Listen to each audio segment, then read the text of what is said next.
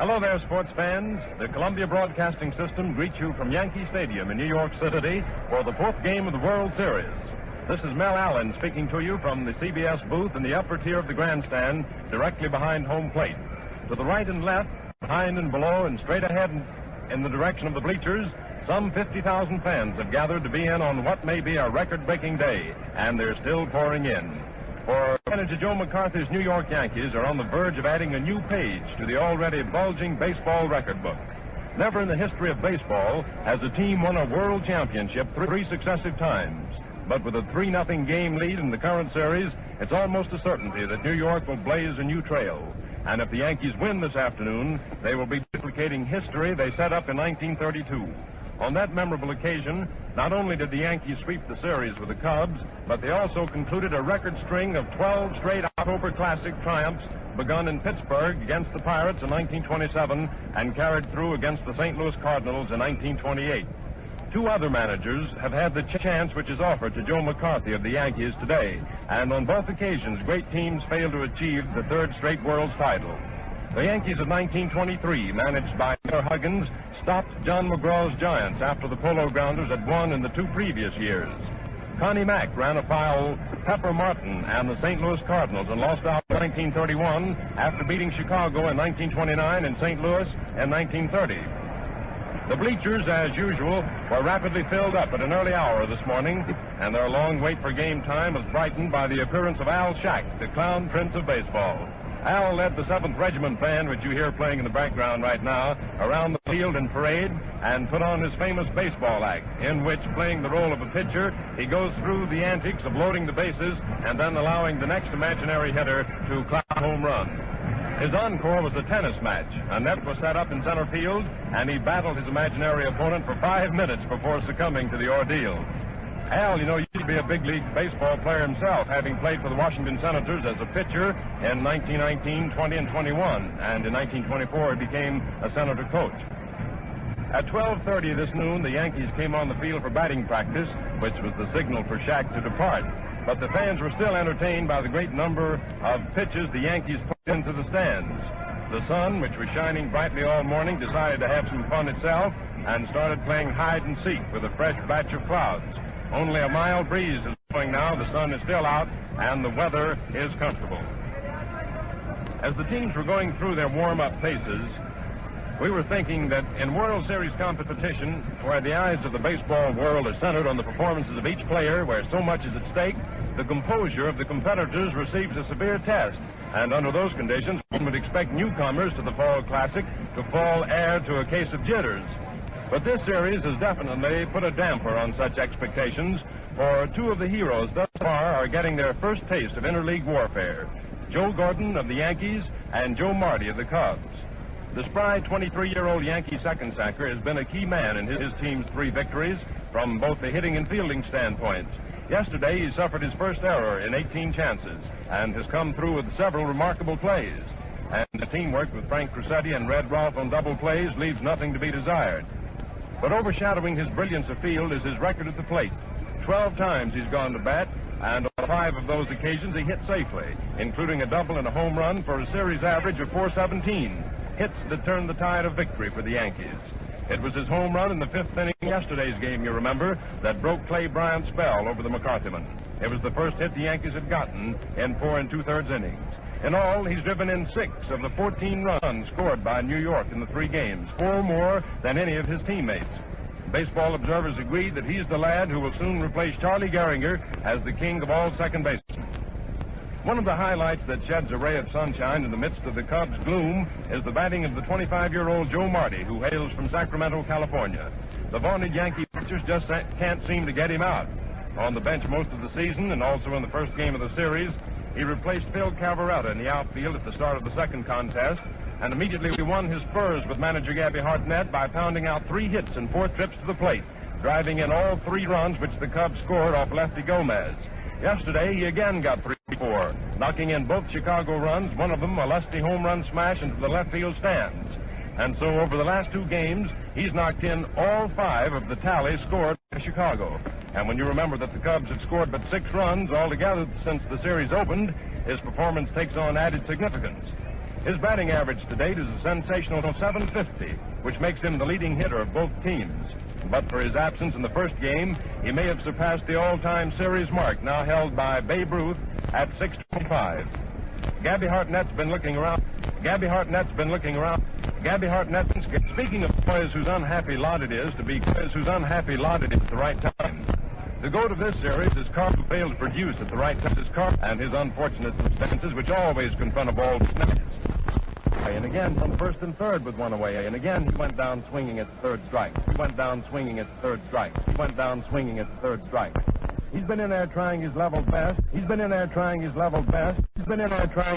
Former, but because almost everyone's bad, and because he failed to hit Hartnett to announce new changes, Emery was at bat. Ken O'Day will do the catching in place of manager Hartnett. There's still another classification in which ball players fall, a hero in defeat, typified in this series by Dizzy Dean. In the lengthening shadows of Wrigley Field Thursday afternoon, old Diz walked off the mound with head high and disappeared into the Cub dugout. A few minutes later, his name was placed in the record book as the losing pitcher of the second game of the 1938 World Series. But to both Cubs and Yankees and to thousands of fans, he was the winner of respect. Sports writers were unanimous in their opinion that if Diz had won, they would have had the opportunity of writing one of the greatest sports stories of the age. Dean was stopping the Yankees because he was putting the ball where they couldn't hit it. He was watching the position of their feet as they took their stance at the plate and pitched in such a way as to make them lunge for the ball, meaning that they couldn't put any body power into their connections. In other words, Diz concentrated on disrupting the batter's timing. Gone was the sizzling pitch that broke the backs of the Detroit Tigers in the 1934 World Series when Diz was a member of the St. Louis Cardinals. But he pitched his heart out and gained the solid admiration of everyone. He's really given the series its best glamour thus far in turning in a brilliant performance of courage and cunning. The Yankees were more exuberant over yesterday's triumph than either of the first two because they believe that now they have definitely got the Cubs whipped down, a belief that doesn't harmonize with the shout-outs of "We're not licked yet," which rang out in the Cubs dressing room after the game. Nevertheless, the Yankees are confident that they will make it 4 straight today, and Joe McCarthy has selected Red Ruffick to pitch them to their 3rd successive World Championship. The hefty redhead has had 3 days of rest and should be in his usual rare form, for all through the season he was at his best when he pitched after a 3-day period of inactivity. The games in which Ruffing wasn't up to his normal standard were those he worked after extensive layoffs brought about by rainy spells. But the ace right-hander didn't have many off days, as shown by his record of 21 victories and 7 defeats for the season. It was the biggest year of his career, and so far he's topped it off with neat series work. The Cubs made 9 hits off of him in the first game at Chicago, but Red scattered them nicely. He expects to do even better this afternoon in view of the fact that he's found out a lot about their hitting weaknesses, which he didn't know opening day. For the Cubs, it will be Big Bill Lee, who was Ruffing's pitching opponent in the first game. Lee went 8 innings against New York that day before he was removed for a pinch hitter, allowing 11 hits and 3 runs, striking out 6 men and issuing but 1 base on balls. Winner of 22 games for Chicago during the season, Bill put in a lot of overtime and came to be regarded as an Iron Man. So the luxury of a 3-day rest should have him fit as a fiddle and ready for come what may this afternoon.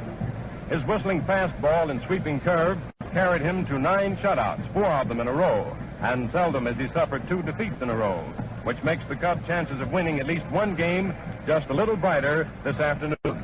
And now for the lineups for today's game. First, we'll take the Chicago Cubs. And if you've got your lineups there at home ready, here we go. Leading off for Chicago is Stan Hack.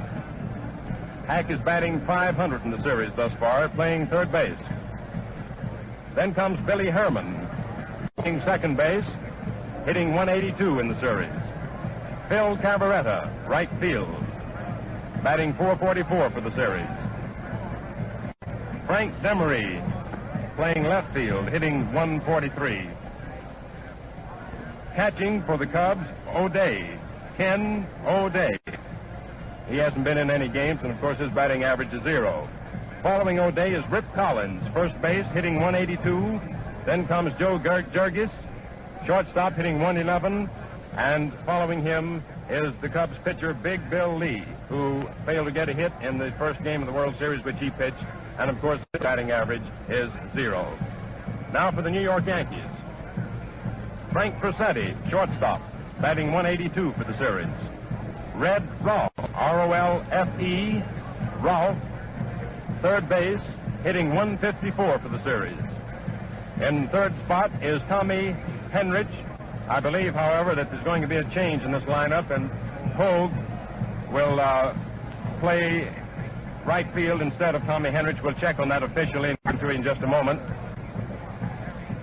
DiMaggio is, of course, batting in the cleanup spot. Joe DiMaggio playing center field, hitting 273 for the series. Then comes Lou Gehrig, G-E-H-R-I-G. Lou Gehrig playing first base, hitting 300 for the series. Following Gehrig is Bill Dickey, the Yankee catcher, hitting 455. Following Dickey, George Selkirk normally comes in there, but I think the lineup, which we're checking on for you, will have Hogue playing in the place of George Selkirk, with Tommy Henrich taking his normal position at third spot in the batting lineup.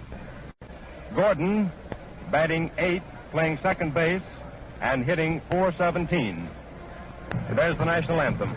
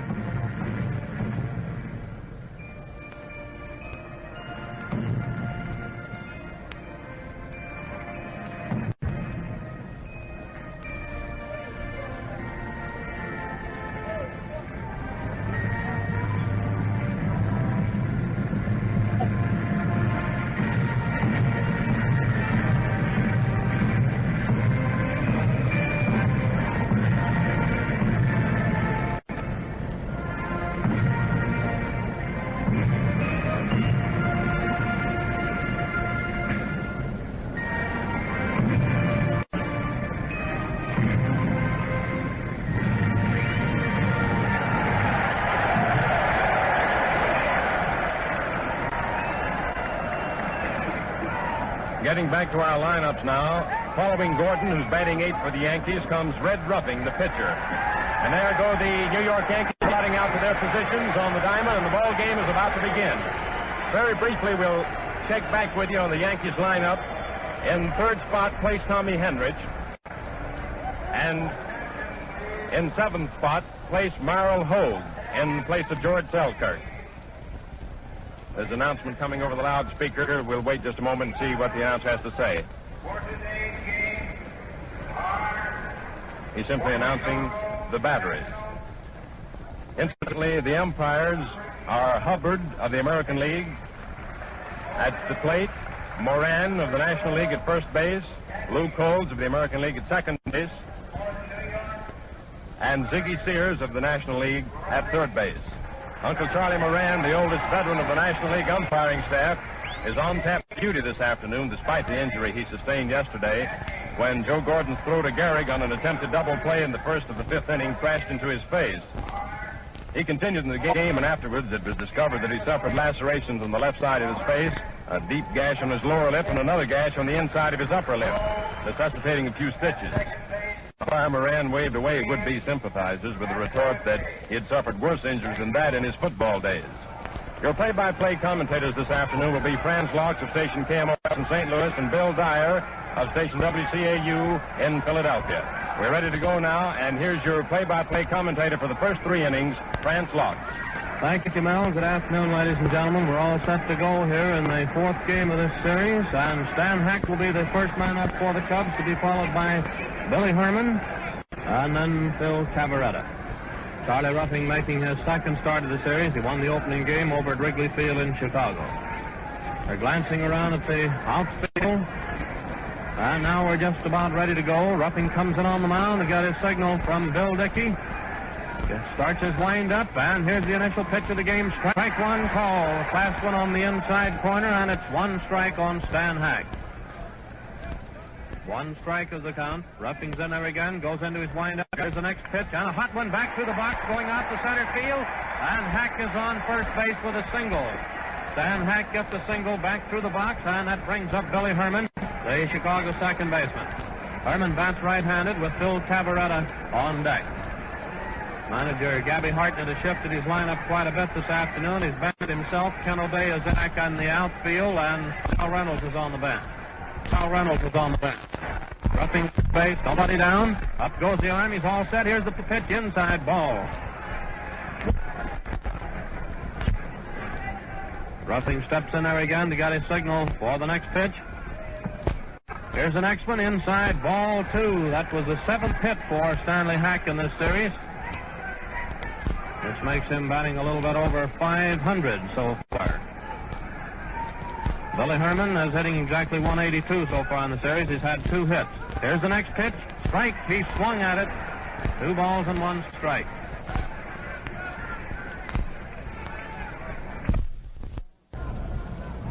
Ruffing's in on the mound again. Glances over at first base. Here's the next pitch, and it's a ground ball. Going down to Gordon. Gordon tosses the ball down to Crossetti at second base, forcing Stan Hack for the initial out. 1 away. We have Billy Herman on first base. That brings up Phil Cavaretta, the Chicago right fielder. Cavaretta's had 4 hits out of 9 trips to the plate for an average of .444. Bats left-handed. Joe Marty on deck. We're in the first half of the first inning with 1 man down, Billy Herman on first base. Ruffing comes in on the mound. He got his signal from Dickey. Up goes the arm. Glances over at first base. Here's the pitch. Wide, ball 1. 1 ball is the count. Cavaretta batting. First half of the first inning, 1 man on. Ruffing's in on the mound again, all set for the next pitch. There's a throw to first base, but Billy Herman was back to the bag. Steps in on the mound again, getting set. Here's the next pitch. Wide, ball 2. 2 balls and no strikes. 2 balls, no strikes. Phil Cavaretta batting. Still have Billy Herman on first base, 1 man down. Stan Hack was the first man up, had a single, and he was forced at second. Here's the next pitch, foul tip. And the count is now 2 balls and 1 strike on Cavaretta. That calls for a new ball. Bill Dickey tosses it into Ruffing. Ruffing's rubbing the ball up a little bit before taking his stance on the rubber. Johnson is coaching on the first base line for the Cubs, with Corridon coaching at third. Ruffing's in there to get his signal again. Steps in on the mound, goes into his stretch, glances over at first base. Here's the pitch, and it's a foul ball coming back to the plate up into the upper tier. And it's 2-2. 2 balls and 2 strikes on Cavaretta with Joe Marty on deck. New ball into Ruffing again, and walks back to the rosin bag, strolls in on the mound, falls in the dirt a little bit, getting it fixed to his own liking there. Glances at the outfield and rubs the ball a little, steps in on the mound, got his signal from Dickey. Up goes the arm, he's all set, and here's the pitch, and a hot one back to the box, and Ruffing grabs it, throws down to Crossetti over to Gehrig, but it was too late to get Cavaretta. Billy Herman was forced out at second. Ruffing to Crossetti, a hard smash right back to the box, which Ruffing grabbed. That brings up Joe Marty, the Cubs center fielder, getting a big hand as he comes up to the plate. Marty has been at bat 8 times. He has 6 hits for an average of .750. He's setting the pace for all of the hitters in the series so far. That's right-handed with Demery on deck. Cavaretta on first base, 2 away. Here's the pitch. Strike 1, call, a fast one on the outside corner. 1 strike on Joe Marty. With 2 down, Phil Cavaretta on first base. Ruffing steps in on the mound, and here's the next pitch. There go the fly balls, going foul down the right field line. 2 or 3 are after it, and it's into the boxes, making it read. Was into the boxes, and the count is now 2 strikes on Joe Marty. First pitch was a called strike. Curveball, which cut the outside corner, and then he fouled this one into the stands down the right field line. Gordon and Henrich were both going after the ball. A new one tossed into Charlie Ruffing. We're in the first half of the first inning. 2 strikes. Ruffing steps in there to get his signal. Glances over at first base. Then he kicks into the dirt a little bit. Up goes the arm. All set for the pitch. Here it comes. Strike three. Marty went down swinging for the third out, retiring the side. The results there in the first half of the first inning show no runs, one hit, and no errors. Stan Hack, the Cubs' third baseman, has undoubtedly been the outstanding leadoff man on either team thus far in this series. In all but one game, I think, he's gotten on base the first time that he's been up, and he's given the Yankee pitchers many uncomfortable moments in that respect. He's been to bat 13 times altogether in the World Series thus far, and he's hit safely 7 times. Quite a record for any ball player. He was an indispensable cog in the functioning of the Cub machine this season, leading the team in hitting with an average of .321, and is generally considered as the outstanding third baseman in the National League. Bill Lee has taken his place out there on the mound, warming up with catcher Ken O'Day, who is replacing manager Gabby Hartnett behind the plate this afternoon. Manager Hartnett benched himself because he was unable to do much in the way of hitting. We're ready to go now in the last half of the first inning, with the Cubs having failed to score in their turn at the bat. Frank Crossetti is a first man up for the Yanks. Crossetti has been at bat 11 times, has 2 hits, and has scored 1 run so far.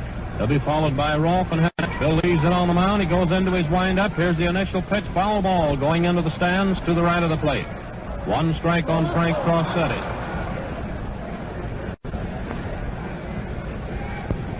One strike. New ball tossed into Lee. This is the last half of the first inning. Leaves it on the mound again. Here's the pitch, and it's strike 2 call. That one cut the inside corner. 2 strikes on Crossetti.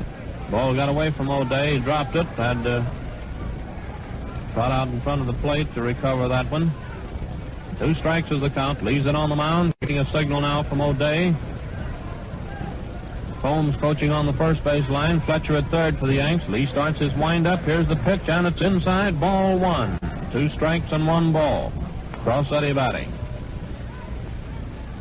2 strikes, 1 ball is the count. It's the last half of the first inning. Lee's getting a signal. Starts the old windup for the next pitch. Here it comes.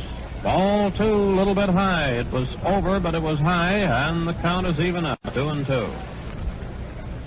2 balls, 2 strikes. Red Rolfe on deck. Steps in on the mound again to get his signal. Goes into his windup for the next pitch with the count 2-2. Here it comes, and it's strike 3. Crossetti went down swinging. That brings up Rolfe, the Yankee third baseman, a left-handed hitter, with Tom Henrich on deck.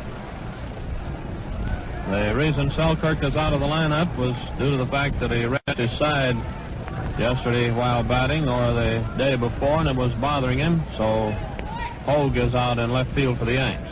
Here's the first pitch. Strike 1 call. Curveball cut the inside corner. 1 strike on Red Rolfe with 1 down.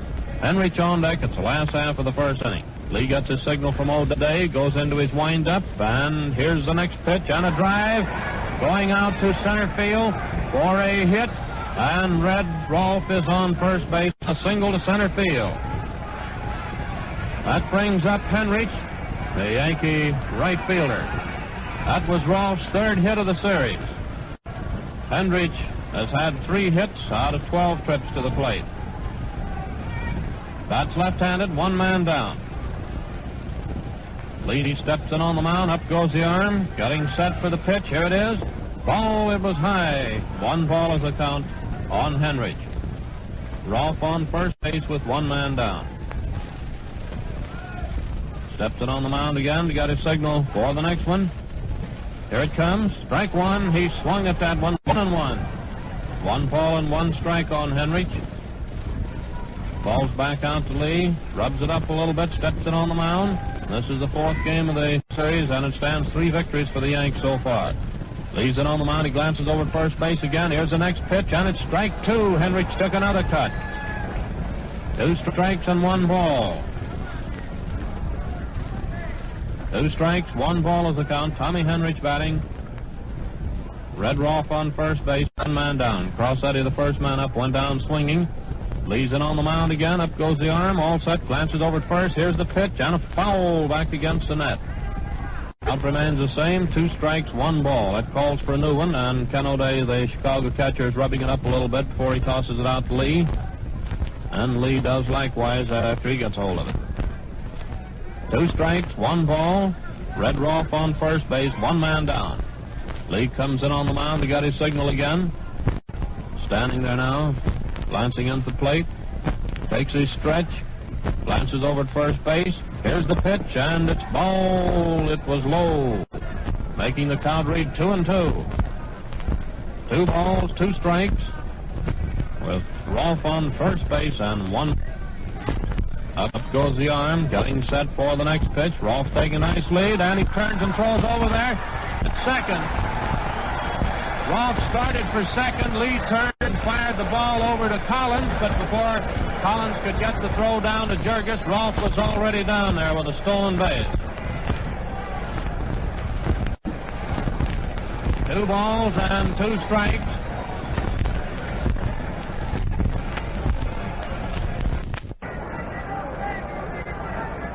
Lee steps in on the mound, getting set for the pitch. Here it is, and a ground ball going down to Collins. Collins takes it, races over to the bag, making the put out unassisted, while Rolfe moves over to third. That brings up Joe DiMaggio, the Yankee center fielder. Bats right-handed. DiMaggio has had 3 hits out of 11 trips at the plate so far, for an average of 273. Bats right-handed with Lou Gehrig on deck. Rolfe is on third base, 2 down. Lee steps in on the mound. He got his signal from O'Day. Starts his windup for the first pitch to DiMaggio. Strike 1. DiMaggio swung at it. 1 strike is the count on Joe DiMaggio with 2 down and Red Rolfe on third. Lee starts the old windup again. Here's the next pitch, and it's strike 2. DiMaggio took another cut. 2 strikes is the count. 2 strikes, Rolfe on third base, and 2 down. Lee steps in there, gets the signal from O'Day. Winding up, here's the next pitch, foul ball to the left of the plate. A new ball is being tossed in. Fletcher fielded that one, coaching down on the third base line. O'Day rubs it up a little, tosses it out to Bill Lee, who is doing likewise, standing in back of the pitcher's mound. We have Red Rolfe on third base with 2 down. Rolfe got a single to center field and stole second. And advanced to third while Hendricks was being retired by Collins. Lee's winding up for the pitch. Here it comes. Ball low. 2 strikes, 1 ball. Joe DiMaggio batting with Rolfe on third base, Lou Gehrig on deck. Sit on the mound. He got his signal again from O'Day. 2 strikes and 1 ball. And here's the next pitch. He went down swinging. DiMaggio struck out for the third out, retiring the side. The results there in the last half of the first inning show no runs, 1 hit, and no error. Before we start into the second inning, let's take time out for station identification. This is the Columbia Broadcasting System. This is the WBBM Air Theater, Wrigley Building, Chicago.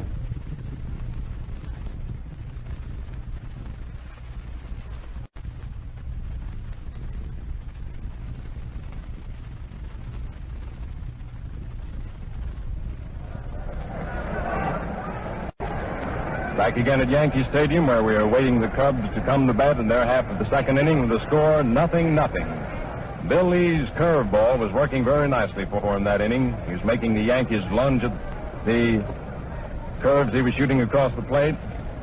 He's mixing his fastball with it nicely. Joe DiMaggio swung at a couple of balls there. He didn't get his bat anywhere near it as they broke away from him. There goes Dickey's throw down to second. We're ready to go in the first half of the second inning with the score Cubs 0, Yanks 0. Frank Demery is the first man up for the Cubs here in the first half of the second inning, playing right field. He'll be followed by Ken O'Day, the Chicago catcher, and then Rip Collins.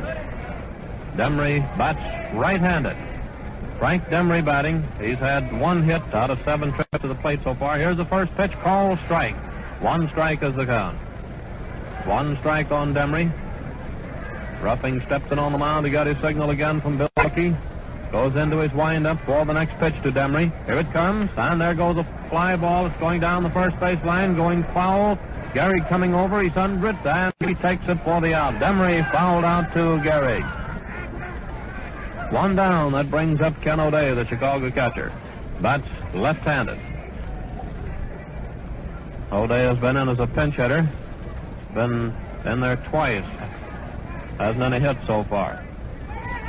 Bats left-handed. Ruffing starts his wind-up. Here's the first pitch to O'Day. A little bit low. Ball one. One man down, nobody on. The hits are 1-1 so far. Hack getting one for the Cubs in the first inning. Rolfe getting one for the Yanks. Here's the next pitch, and a foul ball coming back against the net, making the count read 1-1. A new ball is tossed in. Cal Hubbard of the American League is calling balls and strikes. Charlie Moran of the National working at first. Luke Coles of the American at second. And Ziggy Sears of the National at third in the way of umpires. Here's the next pitch, and it's strike two. O'Day took a cut at it. 2 strikes and 1 ball. 2 strikes, 1 ball, 1 man down, nobody on. Ruffing's in on the mound, goes into his windup again. And here's the next pitch, wide, ball 2. 2-2. 2 balls, 2 strikes. This is the first half of the second inning. Ruffing steps in on the mound to get his signal. 2 strikes, 2 balls. Here's the pitch, and it's a foul ball. Coming in back of the plate, Dickey coming back after it. He's under it, and he makes the catch right back here in front of the net, directly in back of the plate for the second out. That brings up Rip Collins, the Chicago first baseman, a switch hitter. He'll bat left-handed against Charlie Ruffing. Collins so far in the series has 2 hits out of 11 trips to the plate. It's an average of 182. 2 down, nobody on. Jirgis on deck. Ruffing starts his wind-up. Here's the pitch, and a ground ball going down the first baseline. Gehrig grabs it, tosses to Ruffing, who covers the bag. A nice play on the part of Charlie Ruffing for the third out, retiring the side. The results there in the first half of the second inning show no runs, no hits, and no errors. Red Ruffing looks like he's going to turn in a great game this afternoon. His pitches seem to be baffling the Cubs thus far, with the exception of Stan Hack, who nicked him for a single in the opening inning. Red had very little trouble with the Cubs in their half of the second inning, setting them up 3 up and 3 down. Demery popping up to Gehrig, fouling out to him. O'Day fouling out to Dickey behind the plate, and Collins grounding out. It's very interesting to watch pitchers work when they get the batter in the hole, when they get 2 strikes on him. The next pitch usually is on the outside corner of the plate, very wide, because the pitcher hopes that the batter will offer at it, inasmuch as the batter is on the spot and is afraid to let anything go by for fear this might be called a strike. They're up there anxious to cut it the next pitch, and they usually sometimes whip at it and go down swinging for the 3rd strike.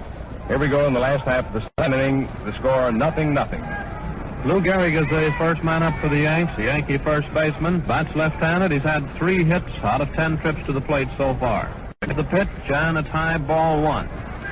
Bill Dickey on deck, and Hogue will be the 3rd hitter of the inning. Leads it on the mound, goes into his windup for the next one. Here it comes, a fly ball going to the left of the plate, down the 3rd baseline. Stan Hack comes in about halfway and takes it for the out. Gehrig popped out to Stan Hack, who made the catch about halfway between home and the plate. That's 1 away, and brings up Bill Dickey, the Yankee catcher. And he's getting a nice hand as he comes up to the plate. Dickey has had 5 hits out of 11 trips to the plate for an average of 455. He's setting the pace of all the Yankee sluggers. Bats left-handed. Merrill Hogue on deck.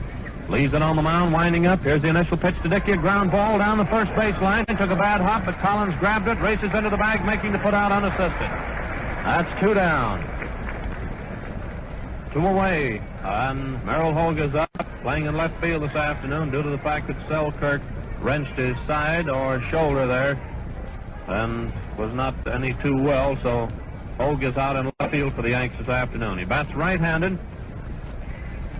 There's the pitch, and it's strike 1 call. Hogue has been in the series once, appearing as a pinch hitter for Gomez in the second game over at St. Louis, and he got on that time, but not on a hit. He got on the fielder's choice and eventually scored. Here's the next pitch, foul ball to the left of the plate, making the count read 2 strikes. 2 strikes is the count. With 2 down, nobody on. That's the last half of the second inning. Score 0-0. Lee comes in on the mound again after getting a new ball that was just tossed into him by umpire Cal Hubbard.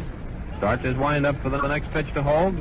Here it is, and a ground ball going down to short. Georges takes it on the hop. There's a throw. It's in the dirt, and the ball got away from Collins. An error for Georges on that throw. A low one in the dirt. That's an error for Georges. That brings up Gordon, Joe Gordon, the Yankees' second baseman. 2 down. Hogue on first base. Gordon batting with Ruffing on deck. Lee steps in on the mound to get his signal for the pitch. There's a throw to first base, but Hogue is back to the bag.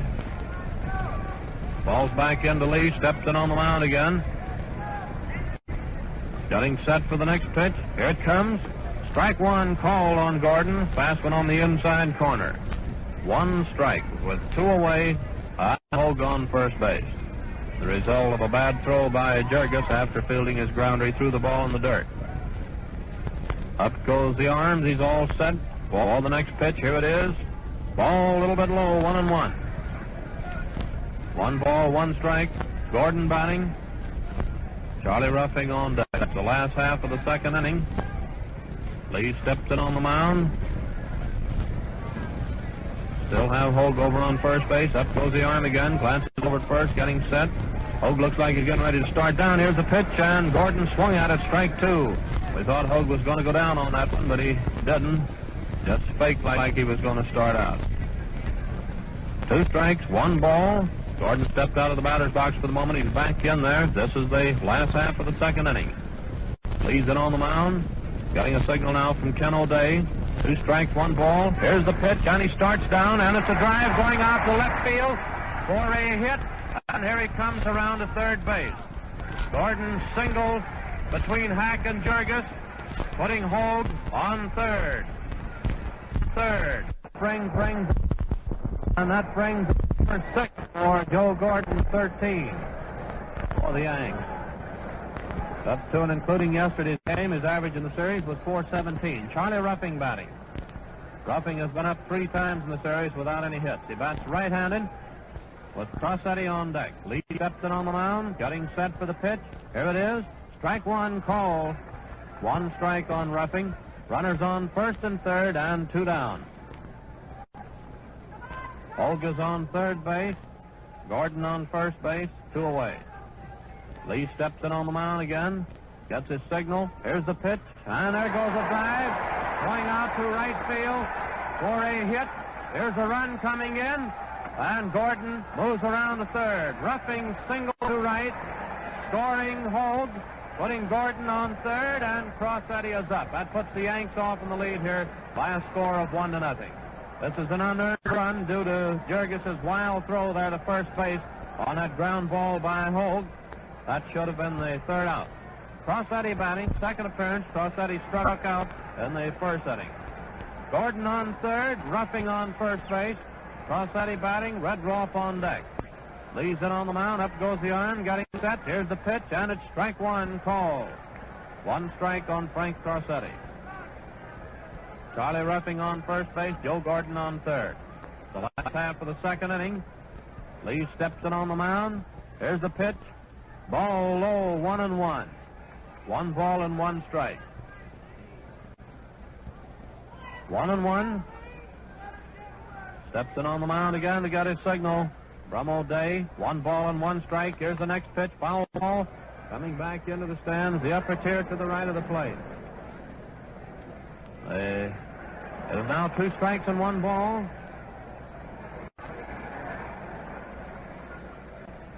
Two strikes, 1 ball. A new one is tossed in to Bill Lee.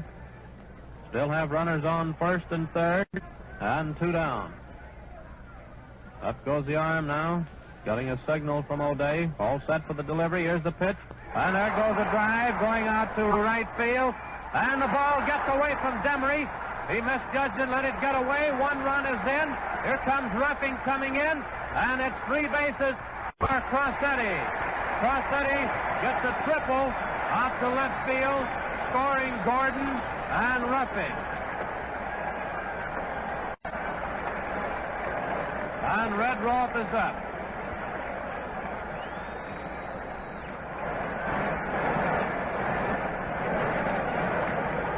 That was a triple for Crossetti.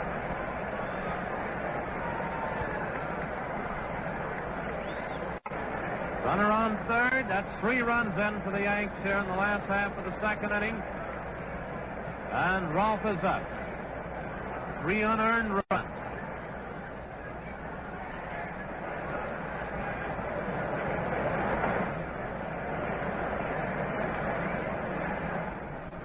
Waiting on Red Rolfe to get out to the plate. There he comes now, strolling out with a couple of war clubs. A couple pitchers have started warming up for the Cubs. But Rolfe had a single on his other trip to the plate in the first inning. Crossetti on third. Red Rolfe batting. Here's the pitch, and it's high, ball 1.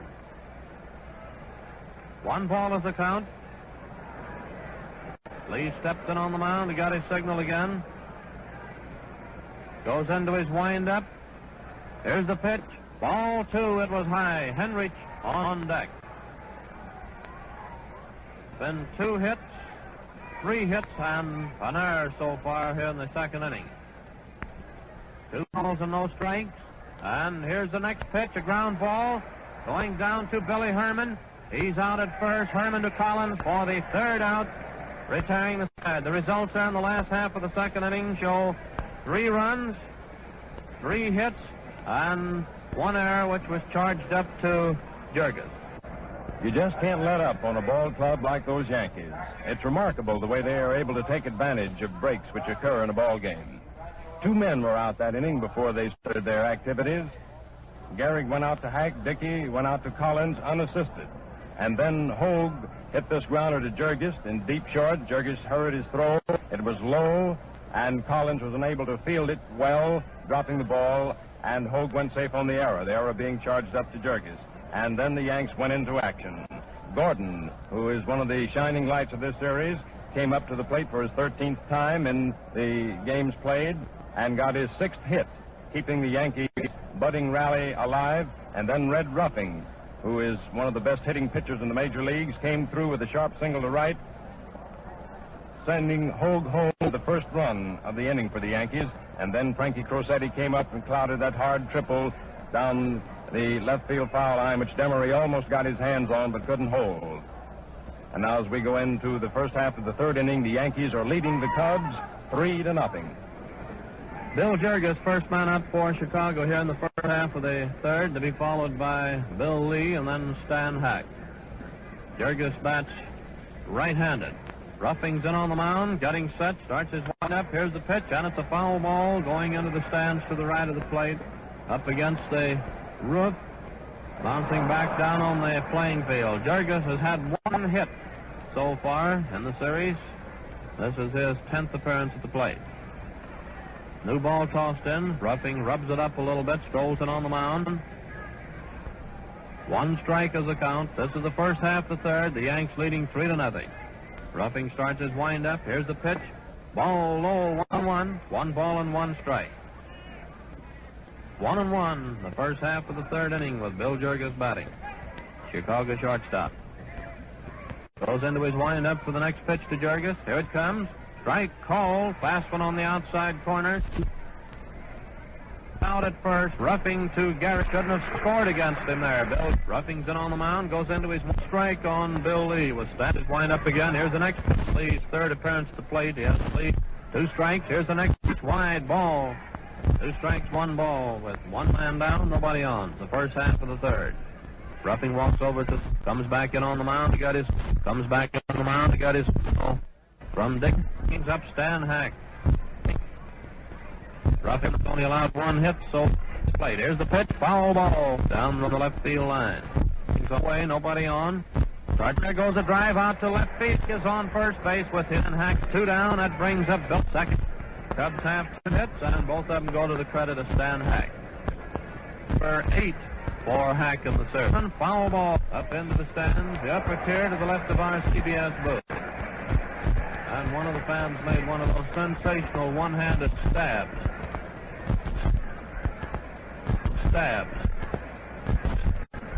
Roughing that one just barely tipped the ball. Third inning, there's 2 down. Yep. Roughing is rubbing that line. Roughing is rubbing that signal. Passes over to first base and takes his stretch. The upper tier. The left the plate, and it's Herman. On Herman. New ball of it. He steps in on the mound, takes his stretch. Putting Hack down on second. Runners on first and second, and Phil Cavaretta is up.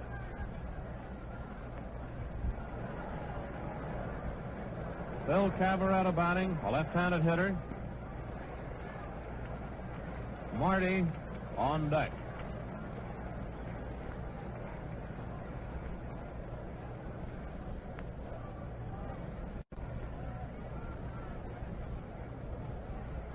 Umpire Moran was looking the ball over, pronounced it okay. He's umpiring at first base, tosses it in to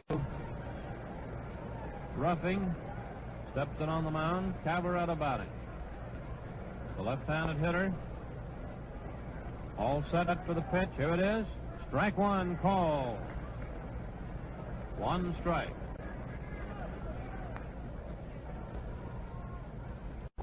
One strike on Cavaretta. Runners on first and second. Hack down on second. Billy Herman on first base. Here's the next pitch, and it's a pop fly. Going out to second base. Gordon is under it, and he takes it for the third out, retiring the side. The results there in the first half of the third inning show no runs, 2 hits, and no error. The Cubs had a scoring chance then with 2 men out and 2 men on base, but they were unable to do much about it, in contrast to the Yankees, who came through with 3 runs after 2 men were out. Among the spectators out here this afternoon, we spotted down in the boxes in the lower tier of the grandstand is Jack Dempsey, former world's heavyweight champion. Before the game, Jack visited both the Cub and Yankee dugouts, and while over in the Yankee dugout, he posed with manager Joe McCarthy of the Yankees for photographers. McCarthy was holding Al Schacht, the Clown Prince of baseball, holding Schacht's big mitt. It's an enormous thing. It's a monstrous thing, as a matter of fact. And Dempsey uncorked that powerful right arm of his and pounded into the mitt while the cameras clicked. And now here we go into the last half of the third inning. The Yankees at bat, and the Yankees leading 3-0. Tom Henrich is the first man up for the Yanks here in the last half of the third, to be followed by Joe DiMaggio and Lou Gehrig. Bill Lee starts his windup. Here's the first pitch. It's a ground ball going down to Collins. Collins races over to the bag, making the put out unassisted. Henrich grounded out to Collins on the first pitch unassisted. That's twice that Henrich has been up there. Both times he's grounded out to Collins. Joe DiMaggio is up, the Yankee center fielder. Bats right-handed. DiMaggio struck out in the first inning. Lou Gehrig on deck. Lee steps in on the mound, goes into his windup. There's the pitch, and it's strike one call. Curveball on the outside corner. 1 strike, 1 man down. This is the last half of the third. Yanks leading by a score of 3-0. Lee starts his windup, and here's the next pitch. Strike 2. He swung at that one. He tried to stop his swing, but he'd gone too far. A low curve. Strikes on Joe DiMaggio. Lee steps in there to get his signal again from O'Day. Goes into his windup for the next pitch. And it's a roller going down the third baseline, and they're letting it roll, and it finally rolled foul. It looked like DiMaggio had that one beat out for an infield hit. There was no chance to make a play, so Stan Hack let the ball roll until it just barely got out of sight, and then he pounced on it in a hurry. 2 strikes. Joe DiMaggio batting with 1 man down, nobody on. It's the last half of the third inning with the Yankees leading by a score of 3-0. Putting over 3 runs in the second. DiMaggio steps back into the batter's box. Lee's in on the mound, getting a signal from O'Day. The last half of the third. Starts his windup. Here it comes, and it's outside and low. Ball 1. 2 strikes, 1 ball. Joe DiMaggio batting. Lou Gehrig on deck. The last half of the third. Lee comes in on the mound to get his signal. Stands there for a moment, then starts his wind-up for the pitch. 2 strikes, 1 ball. Here it is, and there goes a high fly.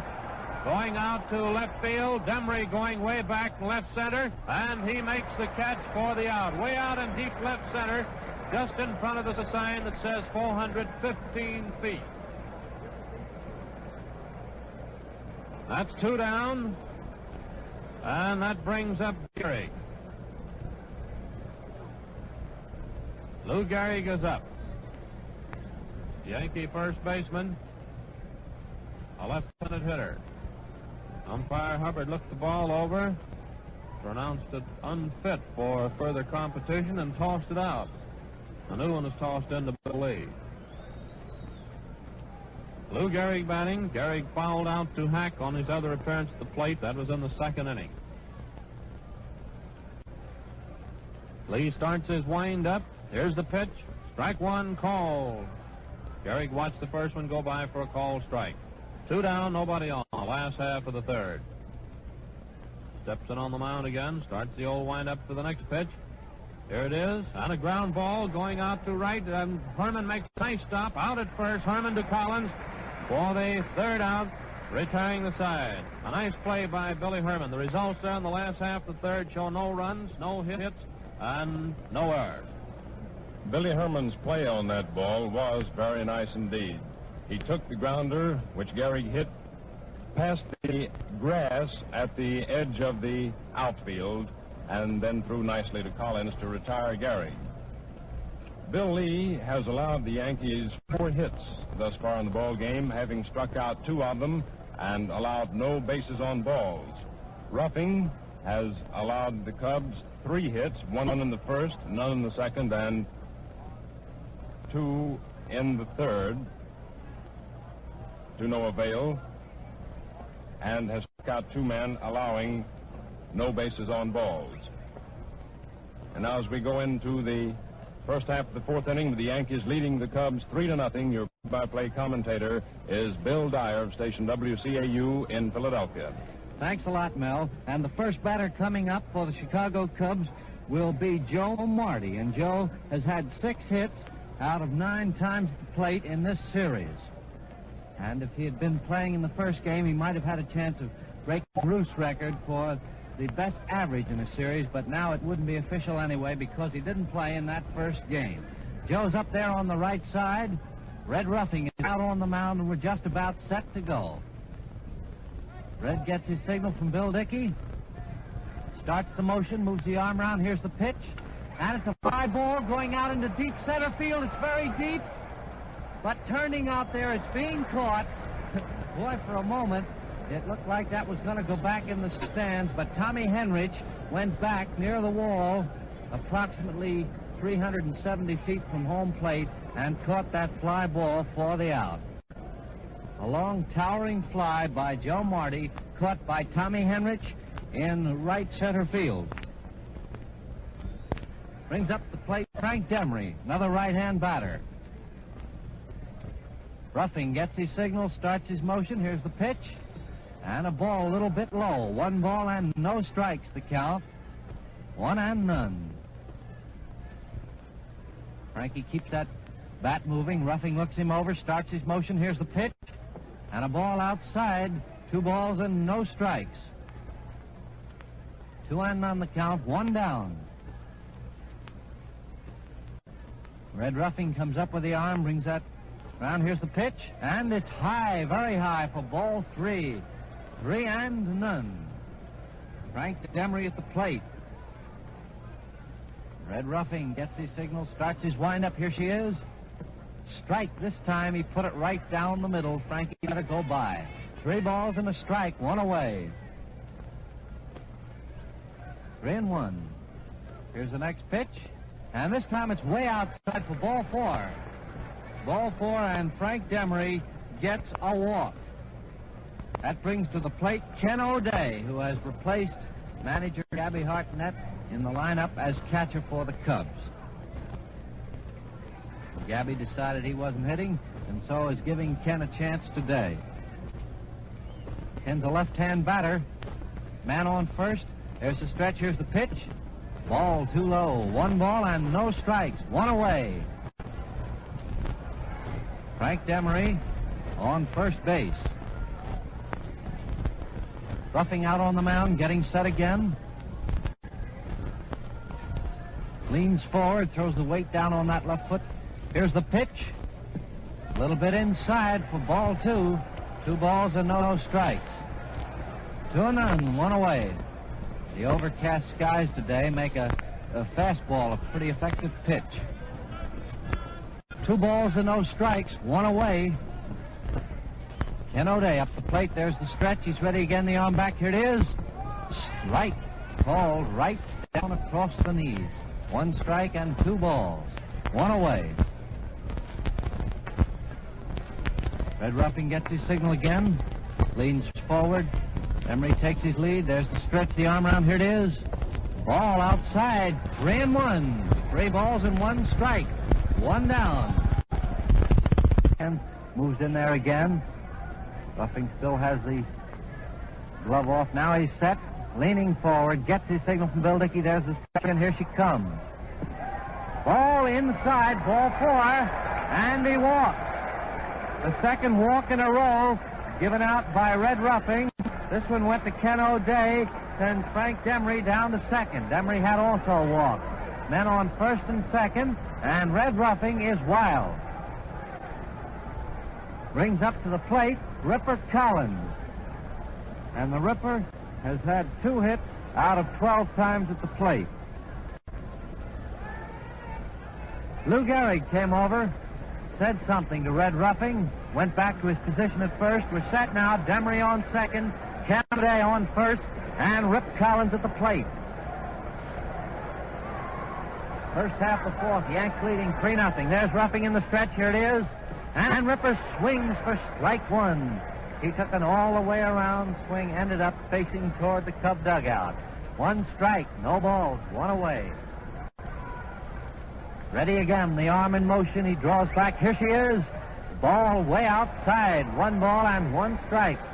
1-1, 1 away.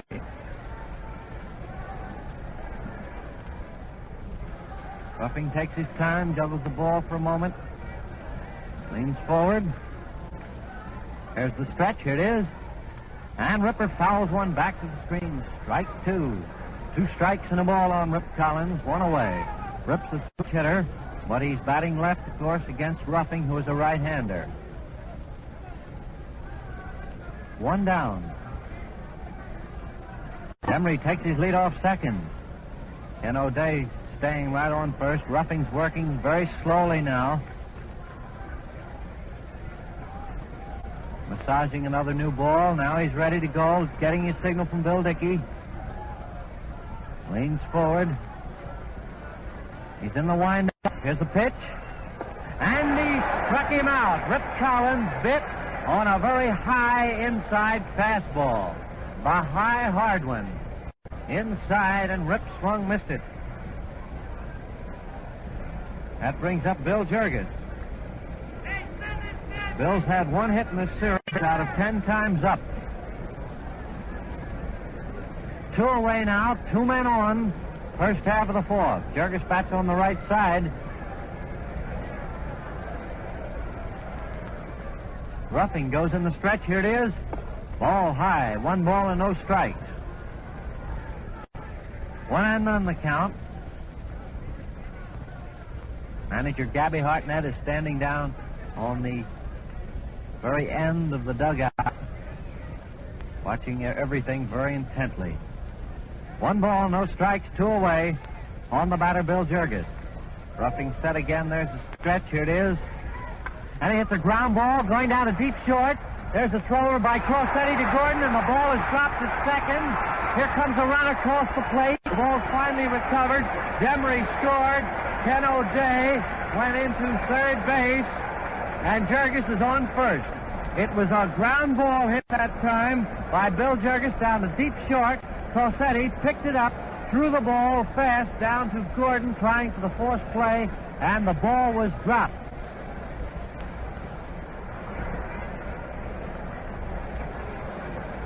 I believe the error will go to Gordon, although we're going to check officially because Corsetti's throw was not the finest that time. And we're going to have a pinch hitter. Augie Gallen is going to pinch hit. Augie Gallen, another switch hitter who will bat left, is coming in to pinch hit for Bill Lee.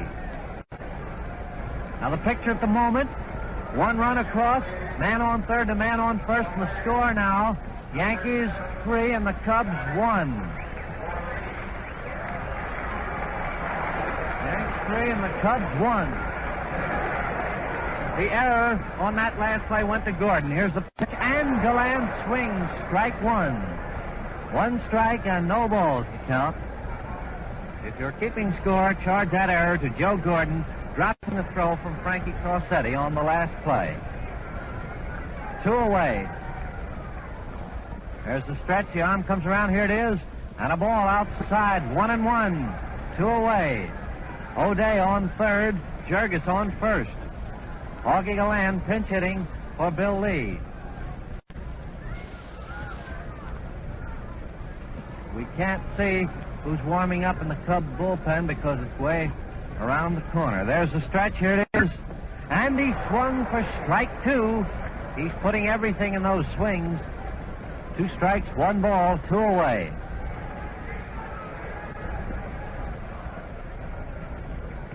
Two strikes and a ball, 2 down. O'Day has his lead off third. Ruffing takes his time, goes in the stretch, brings the arm around. Here it is. And he struck him out. Another inside high fastball. And Augie Gallen, pinch hitting for Bill Lee, struck out to end the Cubs half of the fourth. And the totals in that half of the inning show for the Cubs, 1 run on no hits, 1 error. Manager Gabby Hartnett was forced to make a tough decision in that inning. With his team behind 3-1 and the tying runs on the bases, it was Bill Lee's turn to bat. And of course, Bill being a weak hitter, Gabby had to take a chance in sending in a pinch hitter who might have a better chance of coming through with a safe blow and perhaps tying up this ball game. At the same time, it meant that he had to take T, one of his best moundsmen, out of the box this early in the ball game. So we'll have a new pitcher. Don't know just who it is as yet. We'll check on it officially. And as we go into the last half of the fourth inning, the Yanks are leading the Cubs 3-1. The Cubs, incidentally, gave the Yanks a dose of their own medicine, so to speak, in that inning when they took advantage of some of the breaks of the ball game, breaks which they've had too few of in their favor throughout the series. Ruffing lost his control temporarily, walking 2 men, the only 2 he's walked in the ball game, and then Jurgis came up to plate, hit a grounder to Crossetti, who threw to Gordon, attempting to force O'Day at that base. But Gordon dropped the ball, it rolled away from him, and Demery, who was on second, continued, rounding third, came on home with the Cubs' run. All right, old Charlie Root is going out there on the mound for the Chicago Cubs. Charlie, the veteran, many a year's campaign with the Cubs, has been in 3 World Series, but has been practically unsuccessful as far as victories are concerned, hasn't been effective in World Series competition. You'll remember it was Charlie Root who happened to be the unfortunate gentleman back there in Philadelphia in 1929 when they started that 10-run rally. It was Root who was in there when it got underway, when Hack Wilson lost the ball in the sun. All right, the batter is Bill Dickey, and here we go. Here's the pitch by Charlie, ball outside. 1 ball and no strikes to count. Yanks 3 and the Cubs 1 in the last half of the fourth inning. Charlie Root starts his motion. Here it is. Ball outside. 2 balls and no strikes. 2-0. Umpire Cal Hubbard is examining the ball, runs his hand over it, and gives a new one to Ken O'Day to throw out to Root. Umpire Charlie Moran is at first, the National League. Lou Cole's the American League at second, and Ziggy Sears of the National League at third. Root starts his motion. Here it is, and it's a foul ball, curving. Here comes O'Day back. It's beyond him. He can't reach it, down in the lower stand, just to the right of home plate for strike 1. 2 balls and a strike. O'Day puts his harness back on. Bill Dickey talks to Ken for a moment. Dickey's had 5 hits out of 12 times up during the series.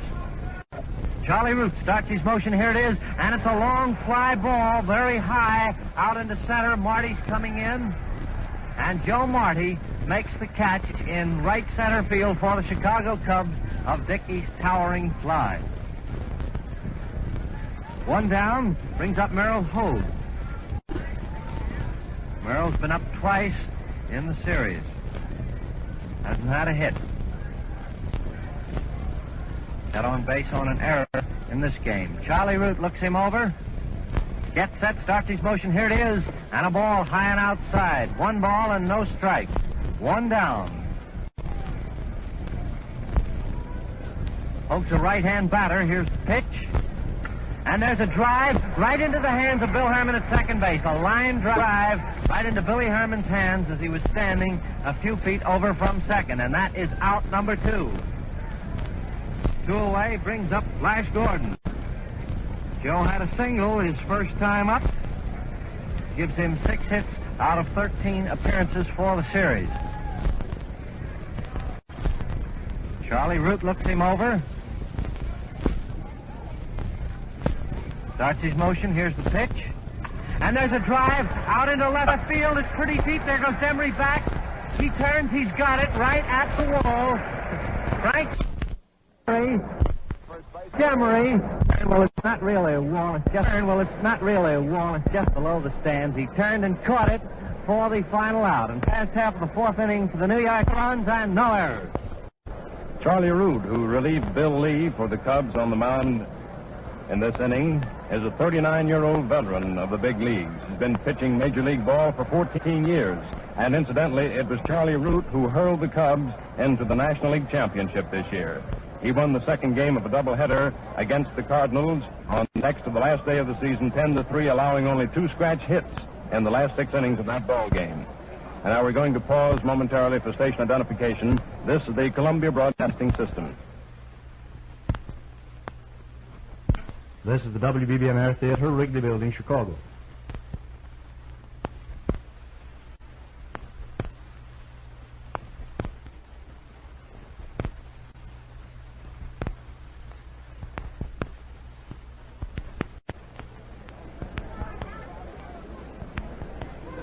Here we are back again at Yankee Stadium, getting ready to go into the first half of the 5th inning with the Yankees leading the Cubs 3-1.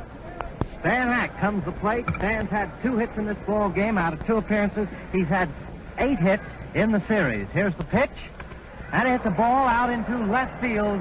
Hogue comes in, waits for it, and takes it. Merrill Hogue came in, had plenty of time to get under that ball for out number 1.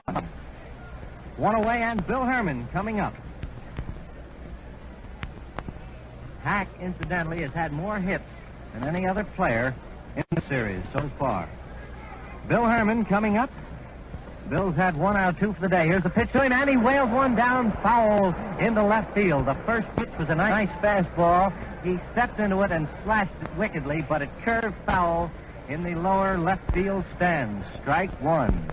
He's a right-hand batter. Here comes Pink's next pitch. A slow ball. It's a ground ball down to Flash Gordon, who picks it up. There's the throw to first. He's out. Gordon over to Gehrig. Flash had it. It was just a medium hit ball as far as speed was concerned, and Gordon had plenty of time to pick it up, get it over there for out number 2. Brings up the plate Phil Cavaretta. Phil hasn't had a hit today. That's left. Here comes Ruffing's pitch. A slow ball outside. Ball 1. 1 ball and no strike. That looked like one of Dean's slow ones, but it was outside. 1 ball, no strikes. Here it is. And he swings. Strike. 1 strike and 1 ball, 2 away. Ruffing gets his signal. Brings the arm around position. Here it is. And he bunts it down third base line. Ross picks it up. There's the throw to first. He beat it out. A beautiful bunt that time. Laid down the third base line by Phil Cavaretta. Rolfe was playing out medium to deep, and by the time Red got in on it, picked it up, it went for a hit. A bunt, successful for a single for Phil Cavaretta. puts a man on first base, and brings up to the plate Joe Marty. Ruffing leans forward. In his stretch, the arm around, here it is. A slow one, and a high pop fly going out. Shortstop, Crossetti's under it, takes it for the final out. Marty lofted a very high one there to Frankie Crossetti, who was under it easily for the final out. And so the totals for the Chicago Cubs in the first half of the fifth inning show 1 hit, no runs, and no errors. Bill Lee, in the 3 innings he was on the mound, allowed the Yankees 4 hits, 1 in the first inning and 3 in the second, striking out 2 men and not issuing any passes. Charlie Root is on the mound for the Cubs now, having pitched the last half of the 4th inning and allowing no hits. And so as we go into the last half of the 5th inning, the Yankees come to bat, leading the Cubs 3-1. And Red Ruffing gets a nice hand as he comes toward the plate. Red singled his first time up, and that was the ball that sent Gordon around to third, and then they scored on Crossetti's triple. Ruffing taking a couple of bats. He's a slugger as well as a pitcher. One of the most feared batters in the American League. He bats him from the right side. Steps up to the plate. He's allowed 4 hits so far in the ball game. Charlie Root out there set now. Touches the peak of his cap. That's his signal from Ken O'Day. Old Charlie takes his time. Here comes the pitch. And a foul ball coming just below our CBS microphone. Strike 1. 1 strike and no ball on Red Ruffing. Yanks leading 3-1. Last half of the 5th inning. Root gets his signal again, brings the arm around. Here it is. Strike, a fast ball, breezing its way down the center.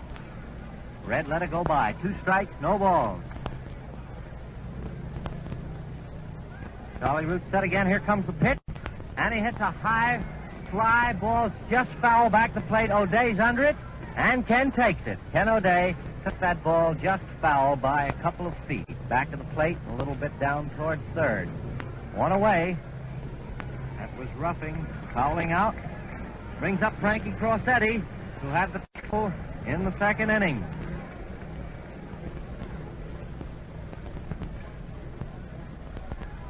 Charlie Root looks him over. Frankie bats on the right side. Here it is. Strike called. Fast one again down the middle. 1 strike and no balls. 1 away. Charlie gets set. Comes around in motion. Here it is. And there's a fly ball going out into short right field. Cabaretta is in. Herman's out. Phil Cabaretta made the catch. Herman almost decided to bump into him that time, but just managed in time to see that Phil was waiting for it. Turned, stepped aside, and let Phil take care of it. That's 2 away and brings up Red Rolfe.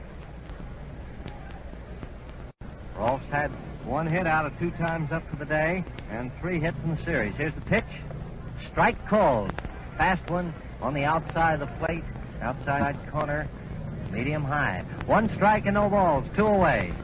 Here comes Charlie Root's next pitch, and he hits a foul ball way down there, hitting the rail along the upper tier of stands, close to the right field line. Foul. 2 strikes and no balls. 2 away on Red Rolfe.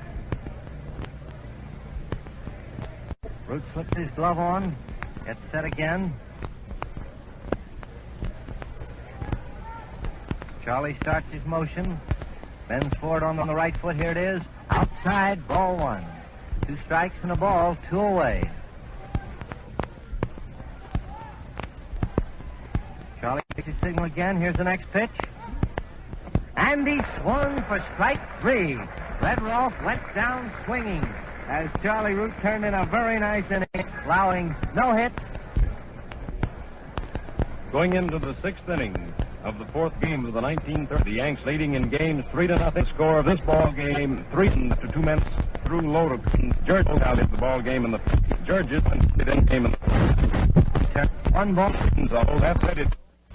And here it is. Right now, Bill Dickey. 1 motion a little bit low. 1 ball. He take here comes the pitch.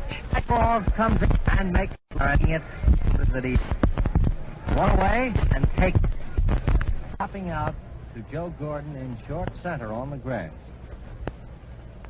That brings up the plate Ripper Collins.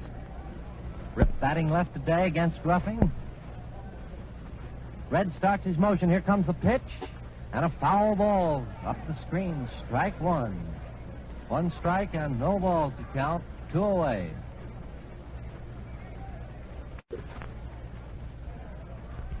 Red moves in there on the rubber again. Scratches around, kicks the dirt a little bit. Throws the weight for it on the right foot. Here comes the pitch. Slow ball too high. Ball 1. 1 ball and 1 strike. 2 away. Nobody on. The Yanks leading the Cubs 3-1 in this 4th game of the World Series at Yankee Stadium. Here's the pitch. And he swung. Strike 2. Rip Collins is swinging very hard on those balls. 2 strikes and 1 ball. Ruffing starts the motion. Here it is. Foul ball. 2 strikes and a ball. 2 away. He seems to be giving Rip a lot of high balls on the inside of the plate. 2 strikes, 1 ball, 2 away. Ruffing, right-hander on the mound.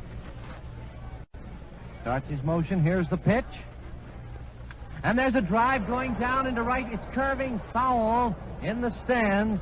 Rip Collins caught a hold of that one solidly, but it went foul of the right field line by a few feet into the lower stands. It was a slow one. Red Ruffing starts his motion again. Here comes the pitch. There's a ground ball going down to Lou Gehrig, who picks it up, gives it to Ruffing, covering the bag, and there's a ground ball down to Lou Gehrig, who picked it up and simply flipped it underhand to Red Ruffing coming over, making the play for the final out. So the totals in the last half of the 6th for the Yankees show no hits, no runs, and no for the Cubs. No hits, no runs, and no errors.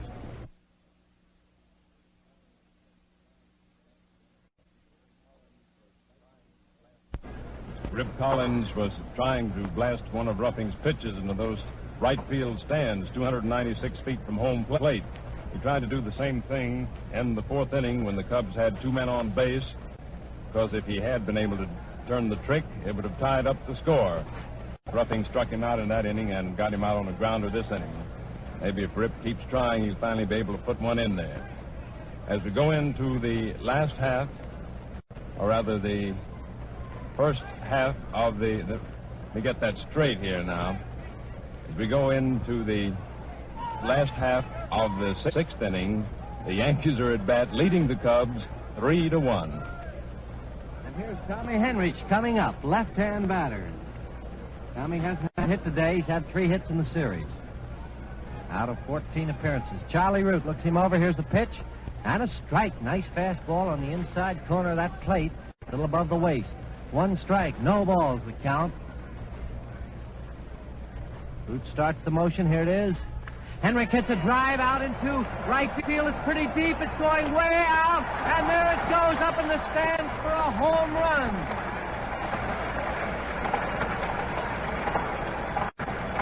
Tommy Henrich really hit that ball. A drive. It wasn't so high, but it was traveling plenty fast and far. And it disappeared over the head of Tabaretta up in the stands where the writing on the wall reads 344 feet. And the ball went up several rows, so I should say it traveled about 355 to 360 feet.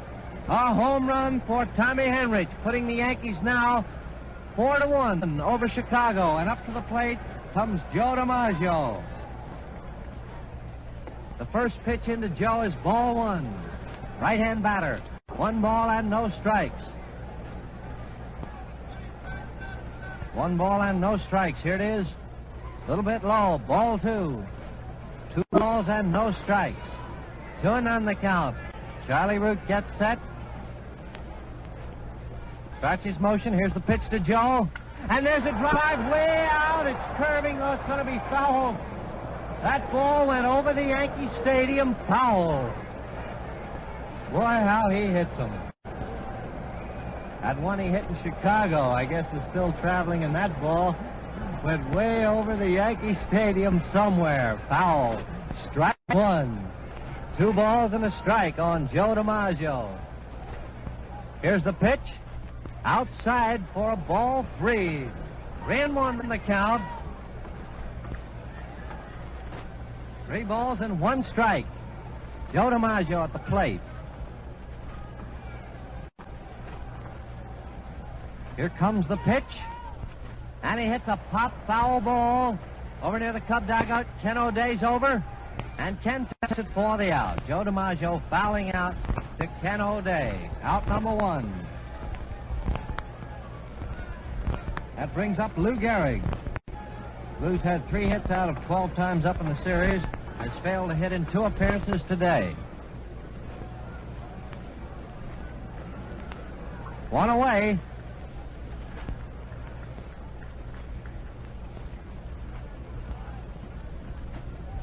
Charlie Root starts his motion. Here's the pitch. And it's a high pop fly. Foul of first.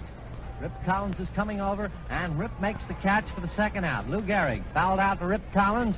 Rip taking the ball just a few feet foul of his first base position. 2 away brings up Bill Dickey. Bill hasn't had a hit today. He's had 5 hits in the series, 4 of them the first day when he had 4 for 4. His other hit was yesterday, and it was a home run. 2 down.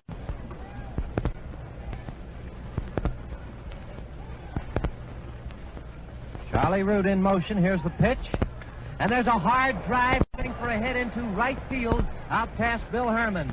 A single by Bill Dickey into right field past Herman. Hard hit. 2 away, a man on first base. Yankees leading the Cubs 4-1, and Merrill Hogue coming to plate. Merrill hasn't had a hit in 2 times today. He's playing in place of George Selkirk, who has a wrenched shoulder. Hogue bats right. Here's the pitch to him. Out. 1 ball and no strikes. 2 away. Ken O'Day crosses home plate, calls a word to Charlie, gives him the ball.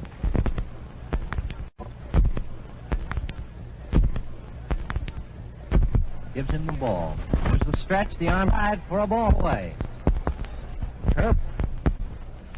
Shoulder a couple of times. Shoulder a couple. There's a on the head. 2 and the left. Ball moved over. First and second, another hit. Single square within the hit. It's in 1 out of very close at about a foot of 4. And got the last ball. 1.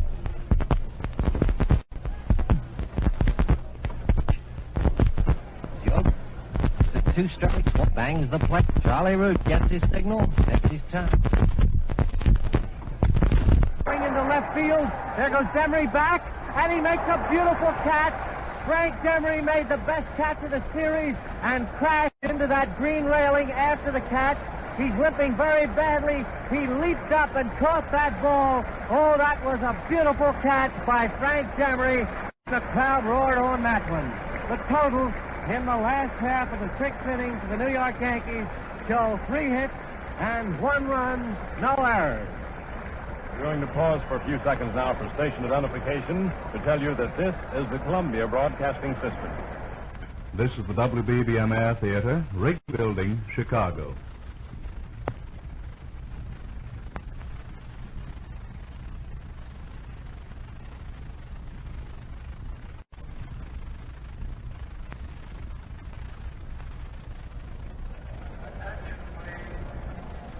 Frank Demery's sensational catch to retire the Yankee side in this past inning was a lifesaver for the Cubs because that ball was certainly headed for home run territory and would have given the Yanks 3 more runs. As it is, going into the first half of the 7th inning, the Yankees lead the Cubs 4-1. And your play-by-play commentator for the remainder of the ball game is Franz Locke. Thank you, Mel. And going into the first half of the 7th inning here reminds us that so far in the series that neither team has been able to put over a run in the stretch inning. So we'll see what happens here this afternoon in the 4th game of the series. Bill Dickey just makes his throw down to second base, and Bill Jurgis will be the first man up for Chicago in the first half of the 7th. First half of the seventh inning.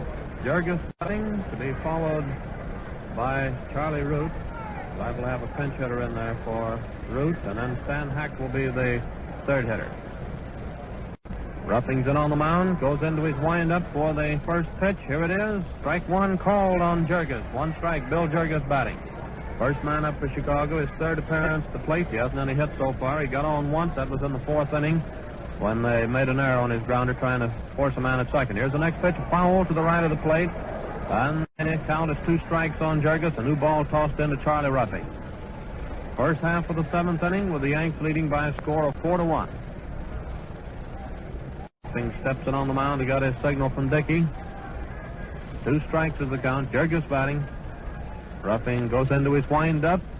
Here's the pitch, and that's the drive going out to right field. Looks like it's going to be a hit just inside the foul line, and it hops into the stand on the first hop, and I think that's 2 bases under the ground rule. 2 bases for Bill Jurgis. A line drive out to right field, hits the ground, hops into the right field stand. Jurgis down on second. And let's see. Tony Lazzeri coming in to bat for Charlie Root. And Tony is getting a tremendous hit. You know, he was the idol of the fans at the Yankee Stadium for a number of years. He's a member of the Yankees. Lazzeri batting for Charlie Root. That's right-handed. The score is 4-1 Yanks. This is the first half of the seventh. Stan Hack on deck. Ruffington on the mound. Here's the pitch. Strike one called on Lazzeri. 1 strike. 1 strike. Tony Lazzeri batting with Jurgis down on second base. Nobody down as yet. And here's the next pitch. Strike 2. He took a cut at it. 2 strikes. And Dickey walks out in front of the plate, tosses the ball back out to Ruffing. Jurgis down on second base. Nobody down. On the count of 2 strikes on Tony Lazzeri, who is batting in the place of Charlie Root. Ruffing is rubbing that ball up a little bit. Then on the mound now to get his signal from Dickey. Glances down at second base. And he's looking again for the signal. Goes into the stretch, and again he glances down to second. Here's the pitch, and it's strike 3. Lazzeri went down swinging. 1 down, and that brings up Stan Hack. Stan Hack coming up to the plate. He's had 2 hits out of 3 trips in this game. Left-handed hitter, Billy Herman on deck. Still have Jurgis down on second base. Ruffington on the mound. Here's the pitch, and it's strike 1 called on Stanley Hack. A fast one on the inside corner, and Hack doesn't seem to like it very well. Steps back for the moment. He's back in there to take his stance again. Ruffing comes in on the mound. Getting a signal now from Dickey. Up goes the arm again. And here's the next pitch, and it's a fly ball going out back of third base. Crossetti and Roth going after it. And Crossetti makes the catch just inside of the foul line for the second out. That's 2 away, and Billy Herman is up in the first half of the seventh inning with the Yanks leading by a score of 4-1. Bill Jurgis, the first man up, doubles to right. On the ball hit down the right field line, hops into the stand. And then Lazzeri, batting for Charlie Root, struck out. And Hack sent a little pop fly over in back of third, which was taken care of by Crossetti. So the 2 down, a runner on second. Billy Herman batting with Phil Cavaretta on deck. Ruffing still on the mound, getting set for the first pitch to Herman. Here's the pitch, and it's a fly ball. Going out back of third. Crossetti going back after it. He makes the catch for the third out, retiring the side. The results there in the first half of the seventh inning show no runs, 1 hit, and no errors. Big Red Ruffing pitched himself out of a hole in that inning as Jurgis led off with a crashing 2-base hit down the right field foul line. And in came Tony Lazzeri, a former Yank, to pinch hit for Charlie Root, the Cub pitcher. And the tremendous round of applause which greeted his ears must have sounded awfully good to him, because Tony sported in these spacious enclosures for many, many years as a Yankee star. With Lazzeri coming in to pinch hit, it reminded us that the odds are against a pinch hitter. They're always on the spot because they're usually sent in there with men on bases where a hit is needed to score runs. And if they fail to come through, course, they walked back to the dugout rather shamefaced about the whole thing. Thus far in this game, the Yankees have gotten 7 hits off the Cub pitchers. They got 4 off Bill Lee, the starting Cub hurler, 1 in the first inning and 3 in the second, and the other 3 hits came off Charlie Root in the 6th inning. The Cubs' 5 hits came in the first inning when they received 1, 2 hits in the 3rd, and 1 in the 5th. That makes 4, and of course they got a hit on Burgess's double here in the 7th. And now as we go into the last half of the 7th inning, the Yankees are leading the Cubs 4-1. The last half of the 7th inning, and Vance Page going in to pitch for the Cubs. The score is Yankees 4, Chicago 1. And Dizzy Dean is getting quite a hand as he trots down to the bullpen. They're down in right field, where he's going down there to warm up. Charlie Ruffing will be the first man up here for the Yanks in the last half of the 7th.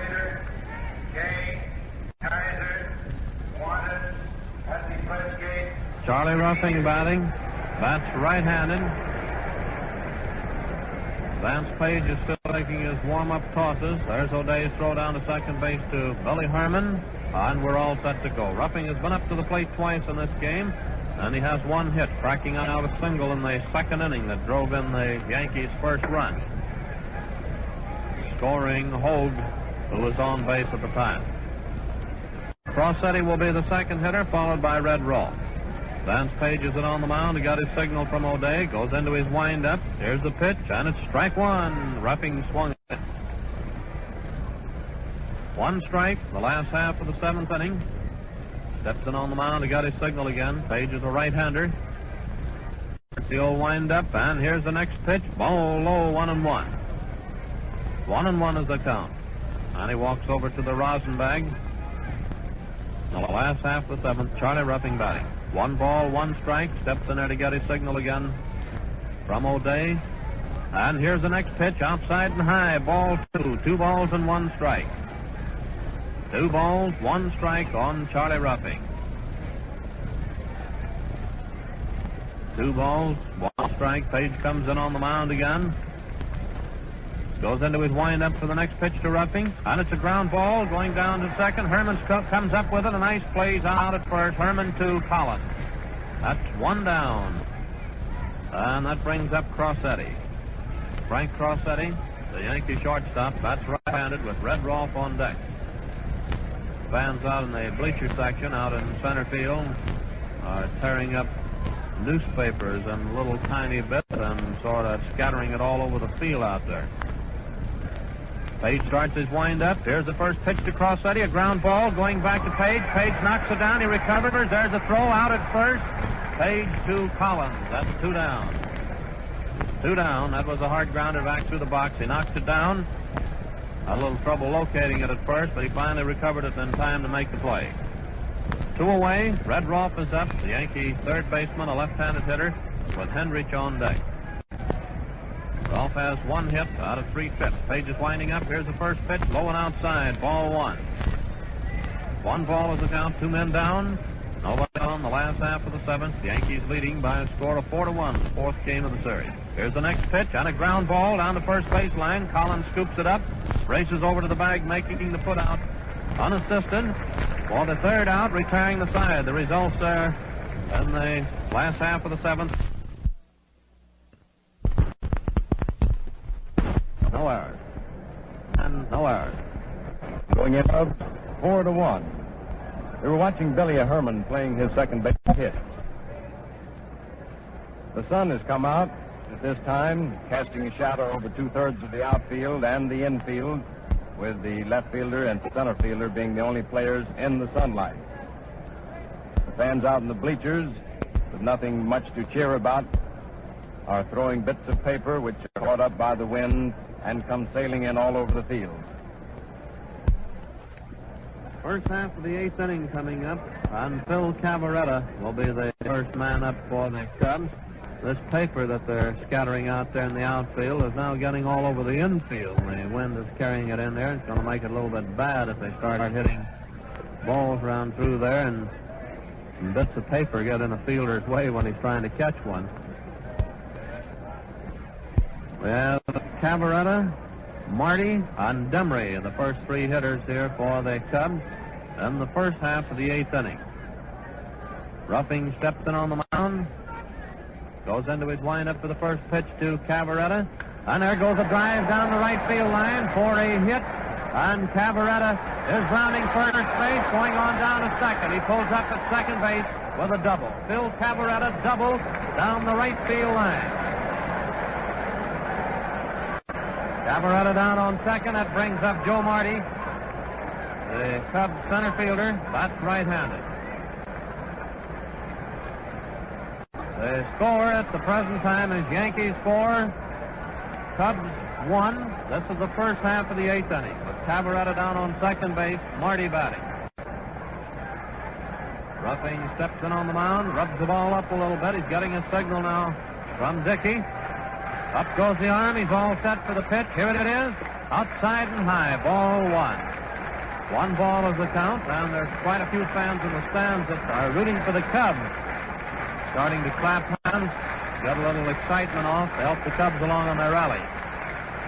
One ball is the count on Marty. Here's the pitch. Foul back of the plate. Going back to that, and the count is 1-1. One ball, one strike. Phil Cavaretta down on second base. Result of a double down the right field line. Nobody down. Frank Demery on deck. Remember, the score is Yanks 4, Cubs 1, and it's the first half of the eighth. Steps in on the mound. Here's the pitch, and another ball to the right of the plate. Chicago bat boy caught that one. That is, he knocked it down. He didn't catch it. 2 strikes and 1 ball. Another new ball tossed into Red Ruffing. Picks up the rosin bag momentarily. Strolls in on the mound to get his signal from Bill Dickey. 2 strikes, 1 ball is the count. There's a man down on second and nobody out. Ruffing takes his stance. Up goes time, takes his stretch. Here's the pitch, and it's strike 3. Marty went down swinging for the initial out. Marty has been sort of a hitting sensation for the Cubs so far in the series. Has gone hitless in 4 trips to the plate. The Chicago Club, the management of the New York Club. Frank Demery is the next hitter up there for the Cubs. From throwing papers. Thank you. I just made an announcement on the PA asking the fans not to throw any more paper on the field. Frank Demery batting. Bats right-handed. Still have Cavaretta down on second. 1 man down. Ruffing's in on the mound. Here's the pitch. Strike 1 called on Demery. 1 strike is the count. Ken O'Day on deck. It's the first half of the eighth inning with the Yankees leading the Cubs by a score of 4-1. Ruffing steps in on the mound again. Here's the next pitch, and a foul ball coming back to the plate. He just barely tipped that one. 2 strikes on Demery. A new ball tossed into Ruffing. Ruffing picks up the rosin bag. Steps in on the mound to get his signal from Bill Dickey. Takes his stance now. Goes into his stretch for the pitch. Cavaretta down on second. Here it is. And a ground ball going down to Gordon. Gordon scoops it up. He's out at first. Gordon to Gehrig with Cavaretta moving over to third. And Ken O'Day is up. 2 down. Ken O'Day batting. The Chicago catcher, a left-handed hitter.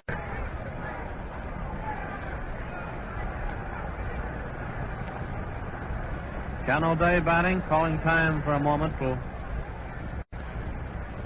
get some newspapers off of the infield here that Charlie Ruffing is also running down a few. This is the first half of the eighth. There's 2 down. Cavaretta on third base. And Ken O'Day is up. Ruffing steps in there. He goes into his windup for the initial pitch to O'Day. Outside and high. Ball 1. 1 ball is the count. Rip Collins on deck. The first half of the eighth inning. Ruffing steps in there to get his signal again from Dickey. Starts the old windup again for the next pitch. And a foul back against the screen, making the count read 1-1. 1 ball and 1 strike, and another new ball is tossed in. 1-1. Ruffing rubs that new ball up, strolls in on the mound after picking up the rosin bag. Count is 1-1. With 2 down. Starts his windup again for the next pitch to O'Day. Here it comes, and it's strike 2. He swung at it. 2 strikes and 1 ball. 2 strikes, 1 ball is the count on Ken O'Day. The first half of the 8th inning with 2 down. Cavaretta on third base. Cavaretta opened the inning with a double. He's moved over to third. There's the pitch, and another foul to the left of the plate. Count remains the same, 2 strikes, 1 ball. Another new ball is tossed into Ruffing. In the first half of the 8th inning, the Yankees leading by a score of 4-1. Yanks put over 3 runs in the second inning on 3 hits and an error. And the 6th inning scored 1 when Henrich sent a liner into the right field stands for a home run. The Cubs put over their 1 run in the 4th inning on 2 walks and an error. Ruffing steps in on the mound to get his signal again. 2 strikes, 1 ball is the count. Ken O'Day batting. Rip Collins on deck. Ruffing goes into his windup for the pitch. Ball, the pitch was high, 2-2. 2 balls, 2 strikes. 2-2 is the count. This is the first half of the 8th. Steps in on the mound to get his signal again. Starts his windup for the next pitch. Here it comes. And there goes a drive going out to right field. Looks like it's in there for a homer. It is in there. Ken O'Day hits one into the right field pavilion for a home run, scoring behind Cavaretta. O'Day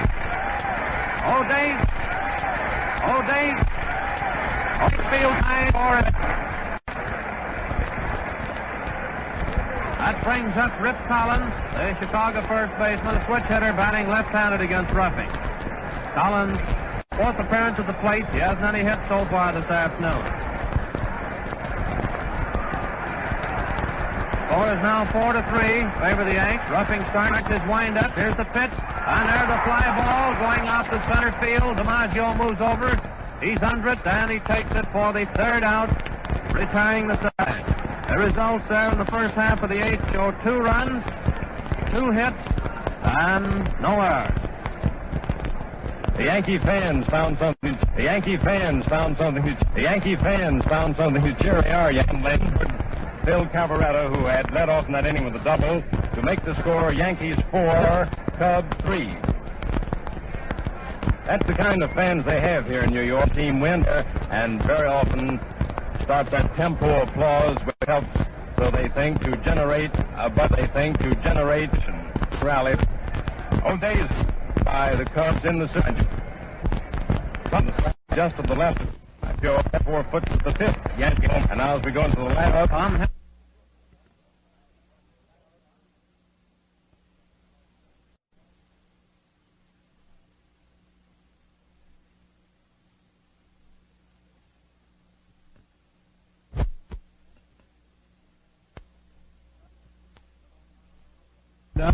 he's in on the mound now.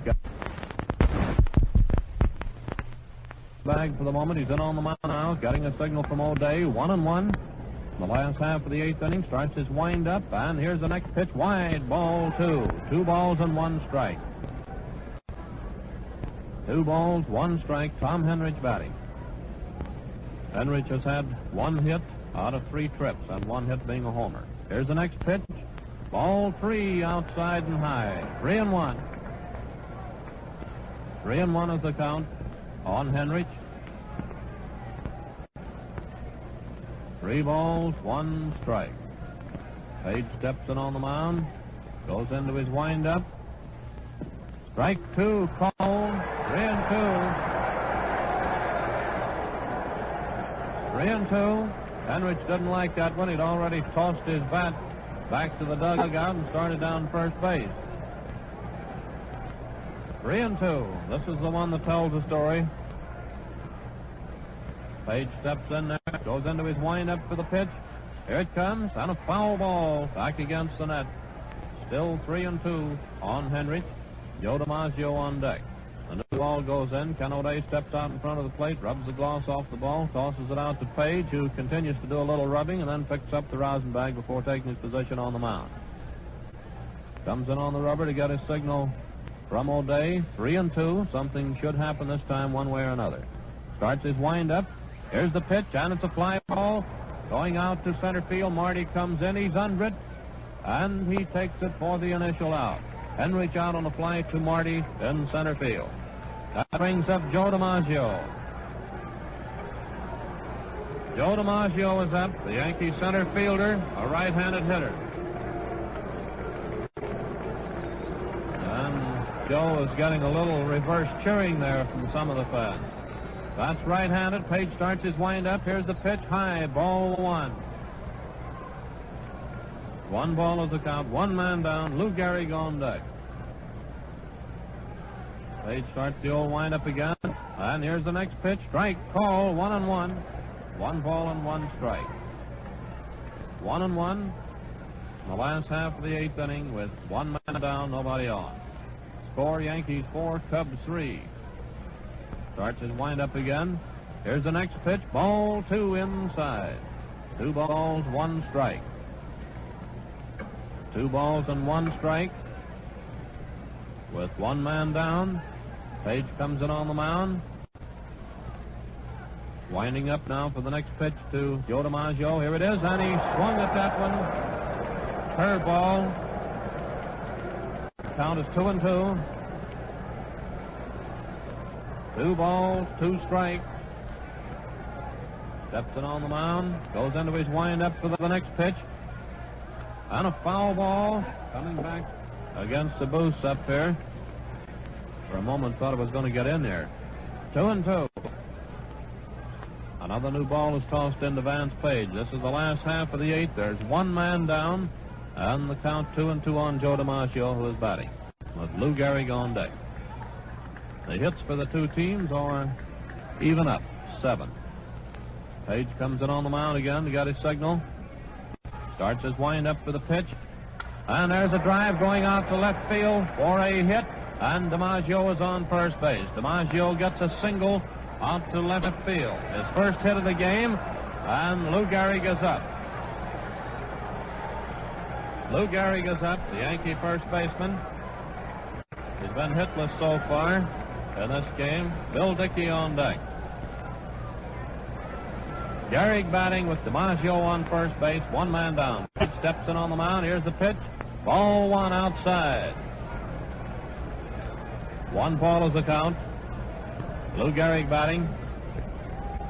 In the last half of the 8th, the Yanks leading the Cubs by a score of 4-3.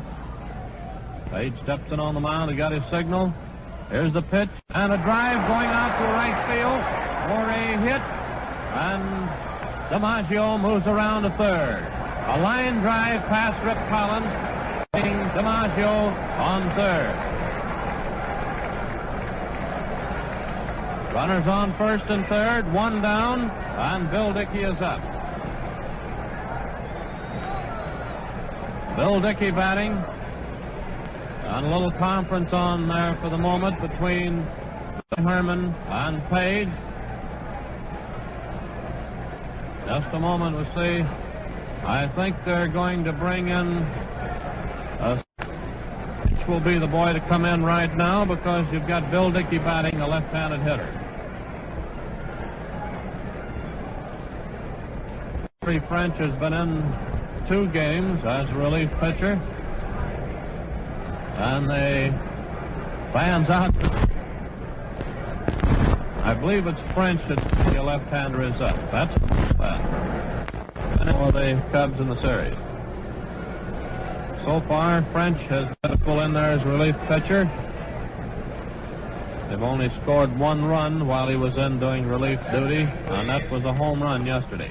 French, number 14, now pitching for Chicago. French coming in, just making the announcement on the PA. That's the 4th pitcher in this game for the Cubs. They started out with Bill Lee, then Charlie Root, Vance Page, and now Larry French. And they have Dizzy Dean, I believe it is, and Jack Russell still warming up down in the bullpen. We're more or less guessing at that because they're out of sight, but they're the 2 pitchers that we noticed a little while ago going down to the bullpen. The conference is still on out there between French, Hartnett, and Billy Herman. And while we're waiting here, we have time for station identification. This is the Columbia Broadcasting System. This is the WBBM Air Theater, Wrigley Building.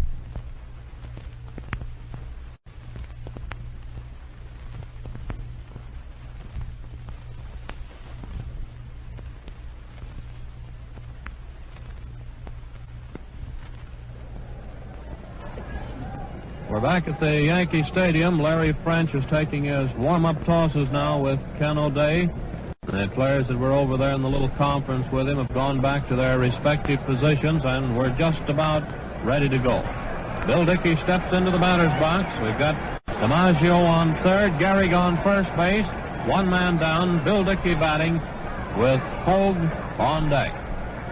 French steps in on the mound to get a signal from O'Day. The score is Yanks 4, Cubs 3. This is the last half of the eighth. There's a throw to first base, but Gehrig gets back to the bag. DiMaggio was taking a nice lead there, but he scrambled back too when Hack went over to cover the base. French is back in on the mound, getting set. Here's the pitch. Ball was low. 1 ball is the count. Bill Dickey batting. The last half of the eighth inning.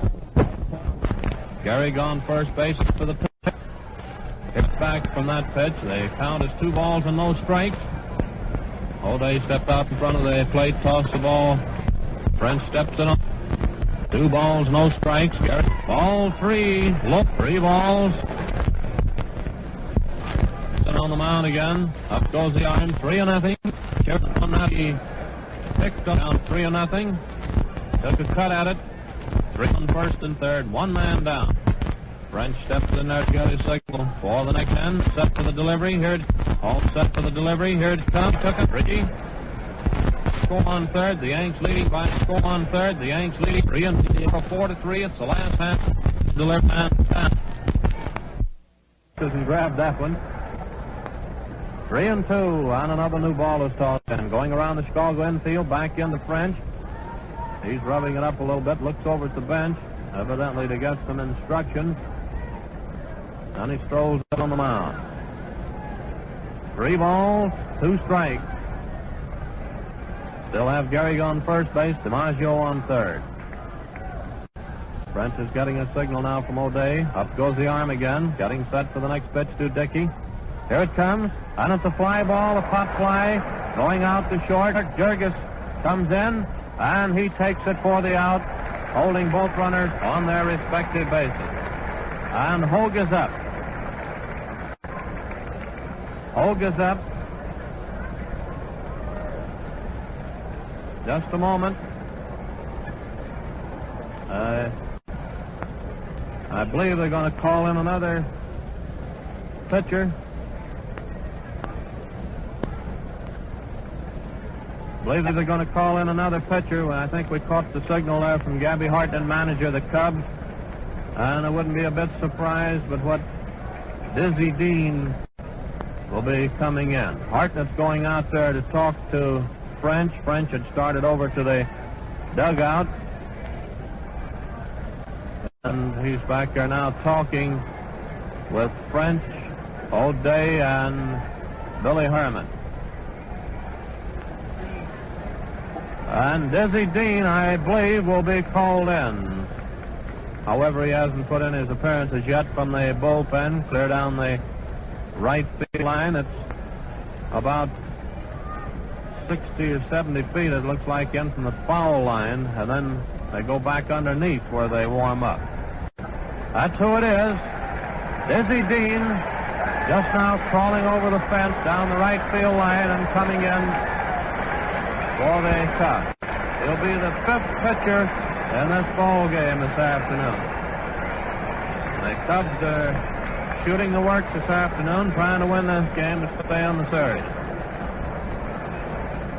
Dizzy Dean worked the... Wait just a moment. No, I believe it's Tex Carlton coming in. Tex Carlton instead of Dean. After all of the cheering and everything, it's Tex Carlton coming in for the Cubs. Dean is still down there in the bullpen. Tex Carlton coming in for the Cubs, a right-hander. The sidearm curveball.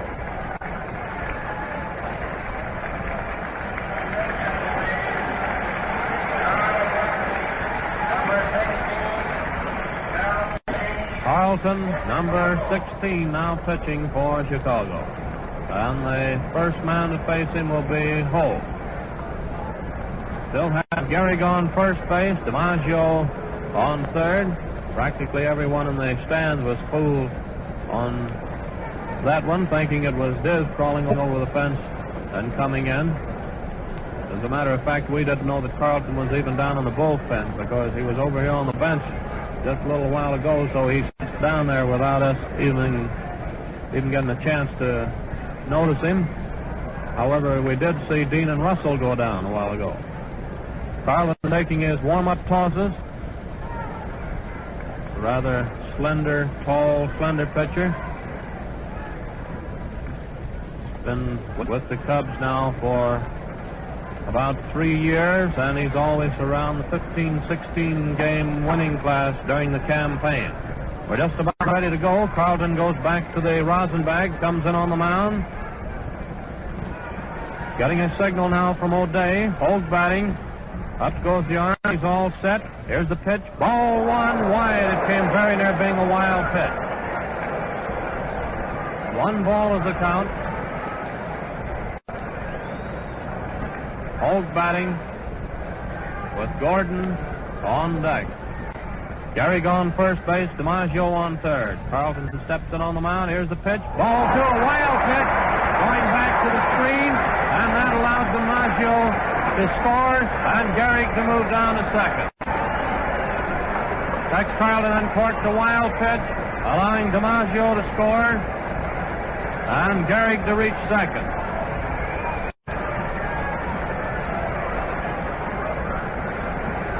Two balls and no strikes on Holt. That makes the score read 5-3 now in favor of the Yanks.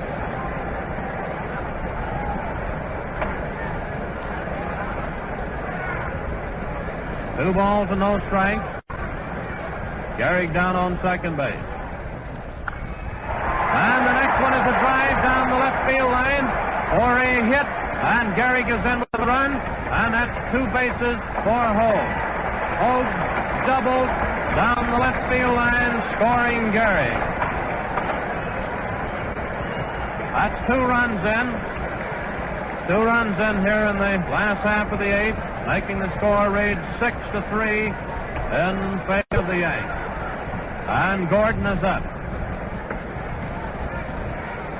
Joe Gordon is up, the Yankee second baseman. Gordon has had 1 hit out of 3 trips. Carlton steps in on the mound. He got his signal. Here's the pitch. Ball 1, wide. 1 ball is the count. Carlton is standing back of the pitcher's mound now, rubbing the ball up.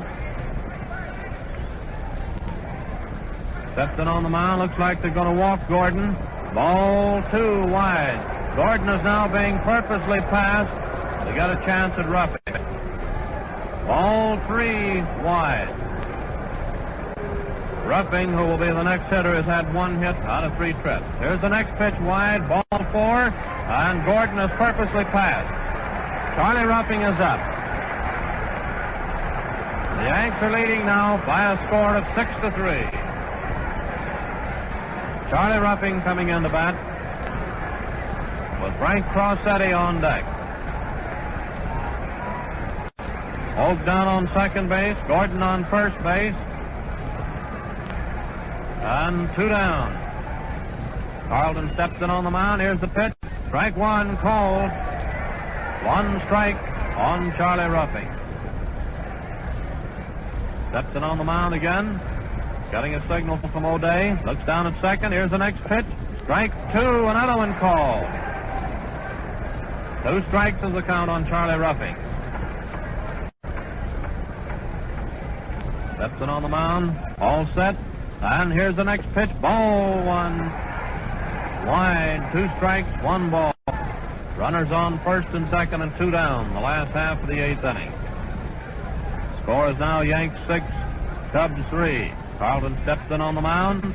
Here's the pitch. Ball outside and low. And there goes a man going down to third.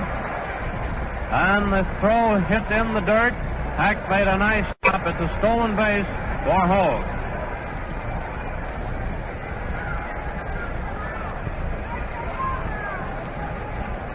The count is 2-2.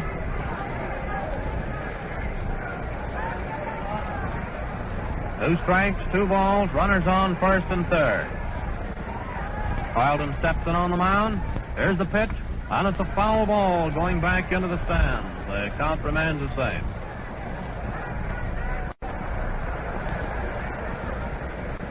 Two balls, 2 strikes. Carlton picks up the rosin bag. He's on the mound, getting set. Up goes the arm. There's the pitch, and it's a foul ball coming back to the plate up against the net. And the count is 2-2. 2 balls, 2 strikes.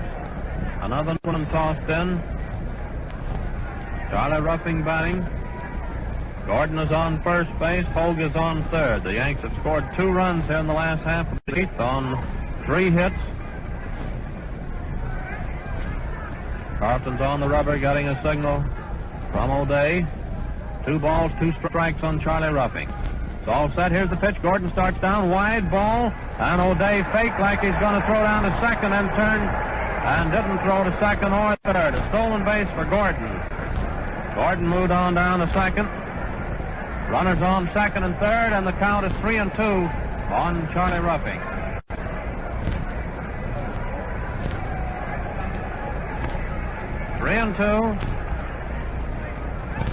Hogue is taking a big lead. Winding up for the pitch. Here it is. And a foul ball coming back into the stands.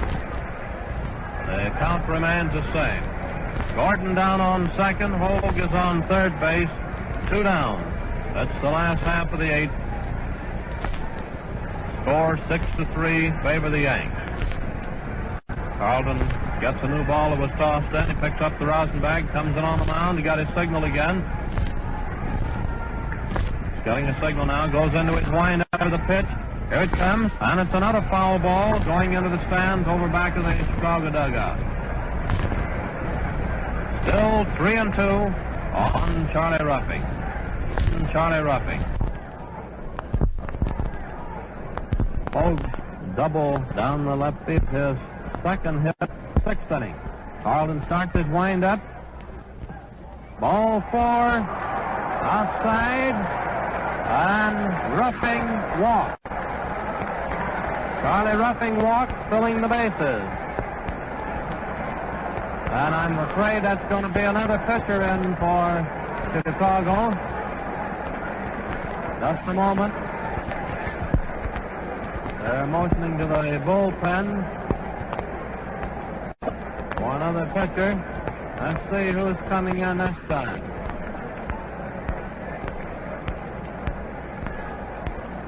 We're going to find out definitely this time who it is before we start. That's who it is this time. Dizzy Dean coming in from the bullpen. Dizzy Dean coming in. And there's 2 down and the base is loaded. Ruffing is on first base. Gordon is down on second. And Hogue is on third.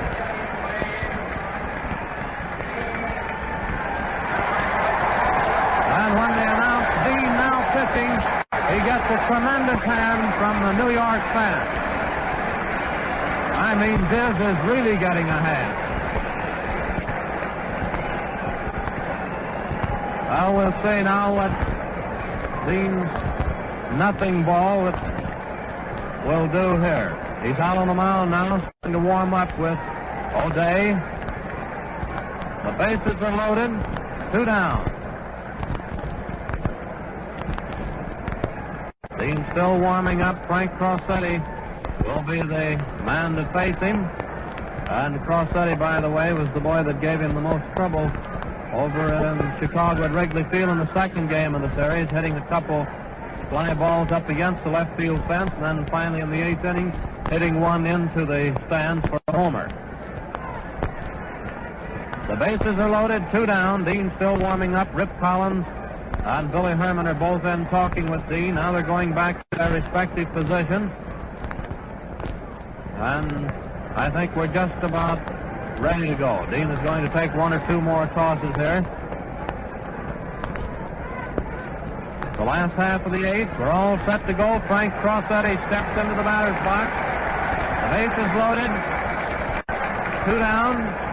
Red Rolfe on deck. Hoga's on third base. Gordon down on second. Nothing on first. With 2 men out. Dean steps in on the mound, gets his signal from O'Day, goes into his windup. Here's the pitch, and it's ball 1 high. 1 ball is the count. Crossetti batting. The last half of the 8th inning. Starts the old windup again. Here's the next pitch, and it's a fly ball. Going out to left center. And it's called for a hit out there between Marty and Demery. And 2 more runs are in. That one falls for a hit. A double out to left center.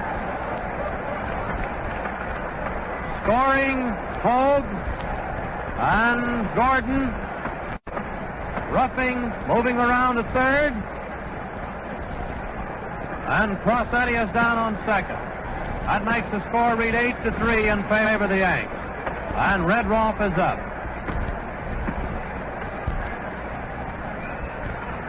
Red Rolfe batting. Hendrich on deck. Dean's in on the mound. Here's the pitch.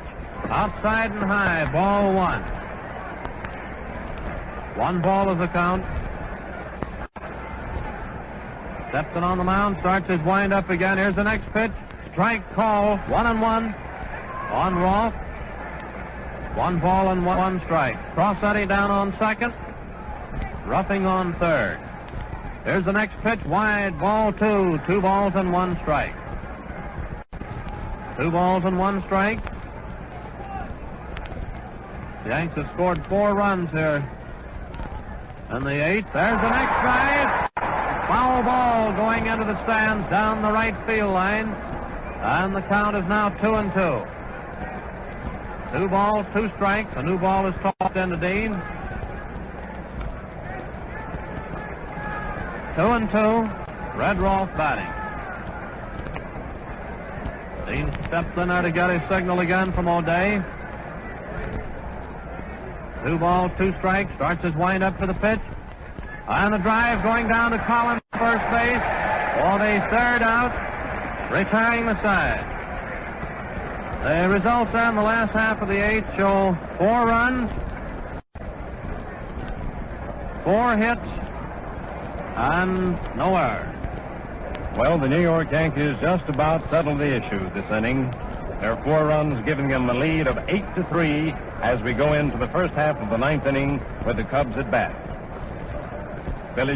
Joe Jurgis, Vance Page, and Stan Hack are the boys who are scheduled to come up to the plate, but we'll see some pinch hitters. As a matter of fact, Page is out of the game when manager Gabby Hartnett juggled his pitchers, sending in 3 relief men during that long inning, the longest inning of the series thus far. We'll have to wait for official announcements to find out who are going to be the pinch hitters, but it looks like curtains for the Cubs as they take their last turn at the plate in the 9th inning, trailing the Yankees by a score of 8-3. First half of the 9th inning, and Jurgis will be the first man up for the Cubs. And Dizzy Dean is scheduled to be the second hitter, with Stan Hack the third man. This was a close ball game there up until the last half of the 8th. And the Yankees put over 4 runs to pull away out in front. The score is now 8-3. There goes Dickey's throw down to second base. We're just about ready to go with Bill Jurgis, the first man up. Jurgis has had 1 hit, getting a double in the 7th inning. He's been on twice. He got on an error in the 4th inning. That's right-handed. Ruffing comes in on the mound. Carl Reynolds will probably be the pinch hitter for Dean. Here's the pitch. Oh, ball 1. 1 ball is the count. Jurgis batting, right-handed hitter. First half of the ninth, Ruffing's in on the mound, starts his wind-up. Here's the pitch. Strike call. 1-1. 1 ball and 1 strike. 1 ball and 1 strike. Ruffing starts the old wind-up again. Here's the next pitch, and it's a foul ball. Going over to the right of the plate. Going over after it, but Gehrig tried to reach into the box after it. It went into the stands, and they count as 2 strikes and 1 ball. That was just beyond the Chicago dugout on the first base side. 2 strikes, 1 ball. A new ball was tossed into Charlie Ruffing. We're in the first half of the ninth inning. Ruffing goes back to the rosin bag for the moment. Picks up the rosin bag, comes in on the mound. He got his signal from Bill Dickey for the next pitch to Bill Jurgis. 2 strikes, 1 ball. Steps in on the mound, starts his wind-up for the pitch. Here it comes. Ball outside. 2-2. 2-2. 2-2. 2 balls, 2 strikes. 2-2. First half of the ninth inning. Steps in on the mound again. Goes into his wind-up for the next pitch. And there goes a drive going out to right center for a hit. And Jurgis is on first base with a single. Jurgis gets a single to right center. And Carl Reynolds coming in to bat for Dizzy Dean.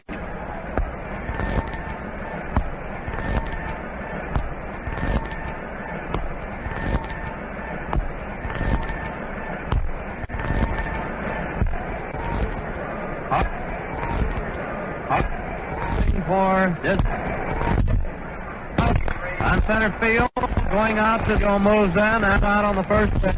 On the thing comes in on the tee and getting set for 1 ball, 1 first base. And on the mound again. In fact, Ruffing juggled it, but he act is up. This is the first half of the ninth. There's 2 down. There's the pitch. Strike 1 called. 1 strike on Billy Herman. Bill Cavaretta on deck. Ruffing steps in there again, getting set. On a foul, going into the stands, the upper tier to the right of the plate. And the count is 2 strikes on Billy Herman. New ball is tossed into Ruffing. There's 2 down. Hack is on first base. This is the first half of the ninth inning. Ruffing steps in on the mound. He goes into his stretch. He's all set for the pitch. Here it comes. Ball outside. 2 strikes and 1 ball. 2 strikes, 1 ball is the count. The first half of the ninth inning. Ruffing steps in there again. He got his signal from Dickey for the next pitch to Billy Herman. Here's the pitch. Ball 2 outside. 2-2. 2 balls and 2 strikes with 2 down, and Stan Hack on first base. And now the paper throwing has started again. Ruffing comes in on the mound. He's rubbing the new ball up a little bit that was tossed into him. Getting set for the next pitch. Here it comes, and a foul ball down the left field line. That one hit down below third base, took 1 hop going right on into the stand, but the ball was foul. The count is 2-2, batting 4-2. Yankees leading from Dickey. All set, goes into his stretch, then glances over at first base. Here's the pitch, on a foul ball, coming back to the plate, up into the upper tier. The count is 2-2. 2 balls, 2 strikes. Another new ball tossed into Charlie Ruffing. Steps in on the rubber to get his signal again. 2 balls, 2 strikes. Up goes the arm, all set for the pitch. Here it is. And another foul. Going to the right of the plate, up on top of the stand. Count remains the same, 2-2. We're in the first half of the ninth inning. Jurgis started this inning off with a single out to center field, and the next man up was Reynolds. As a pinch hitter for Dean, was out on a fly ball to DiMaggio, and then Hack forced Jurgis at second. Here's the pitch, and a ground ball back to Ruffing. Ruffing grabs the ball. He's out at first. Ruffing to Gehrig for the third out, retiring the side. The results there in the first half of the ninth inning show no runs, 1 hit, and no errors. The totals on the game for Chicago: 3 runs, 8 hits, and 1 error. For the Yankees, 8 runs, 11 hits, and 1 error. This is Franz Locke speaking, and come in, Mel. And so the world champions for 1938 are the New York Yankees, champions for the 3rd straight time in the annals of baseball, in this 4th, final, and decisive ball game.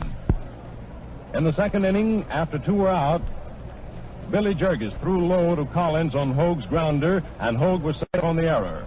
Gordon singled to left, and Ruffing singled to right, scoring Hoag. Crosetti then tripled to left, scoring Gordon and Ruffing with the 3 runs of the inning. Rolfe ending the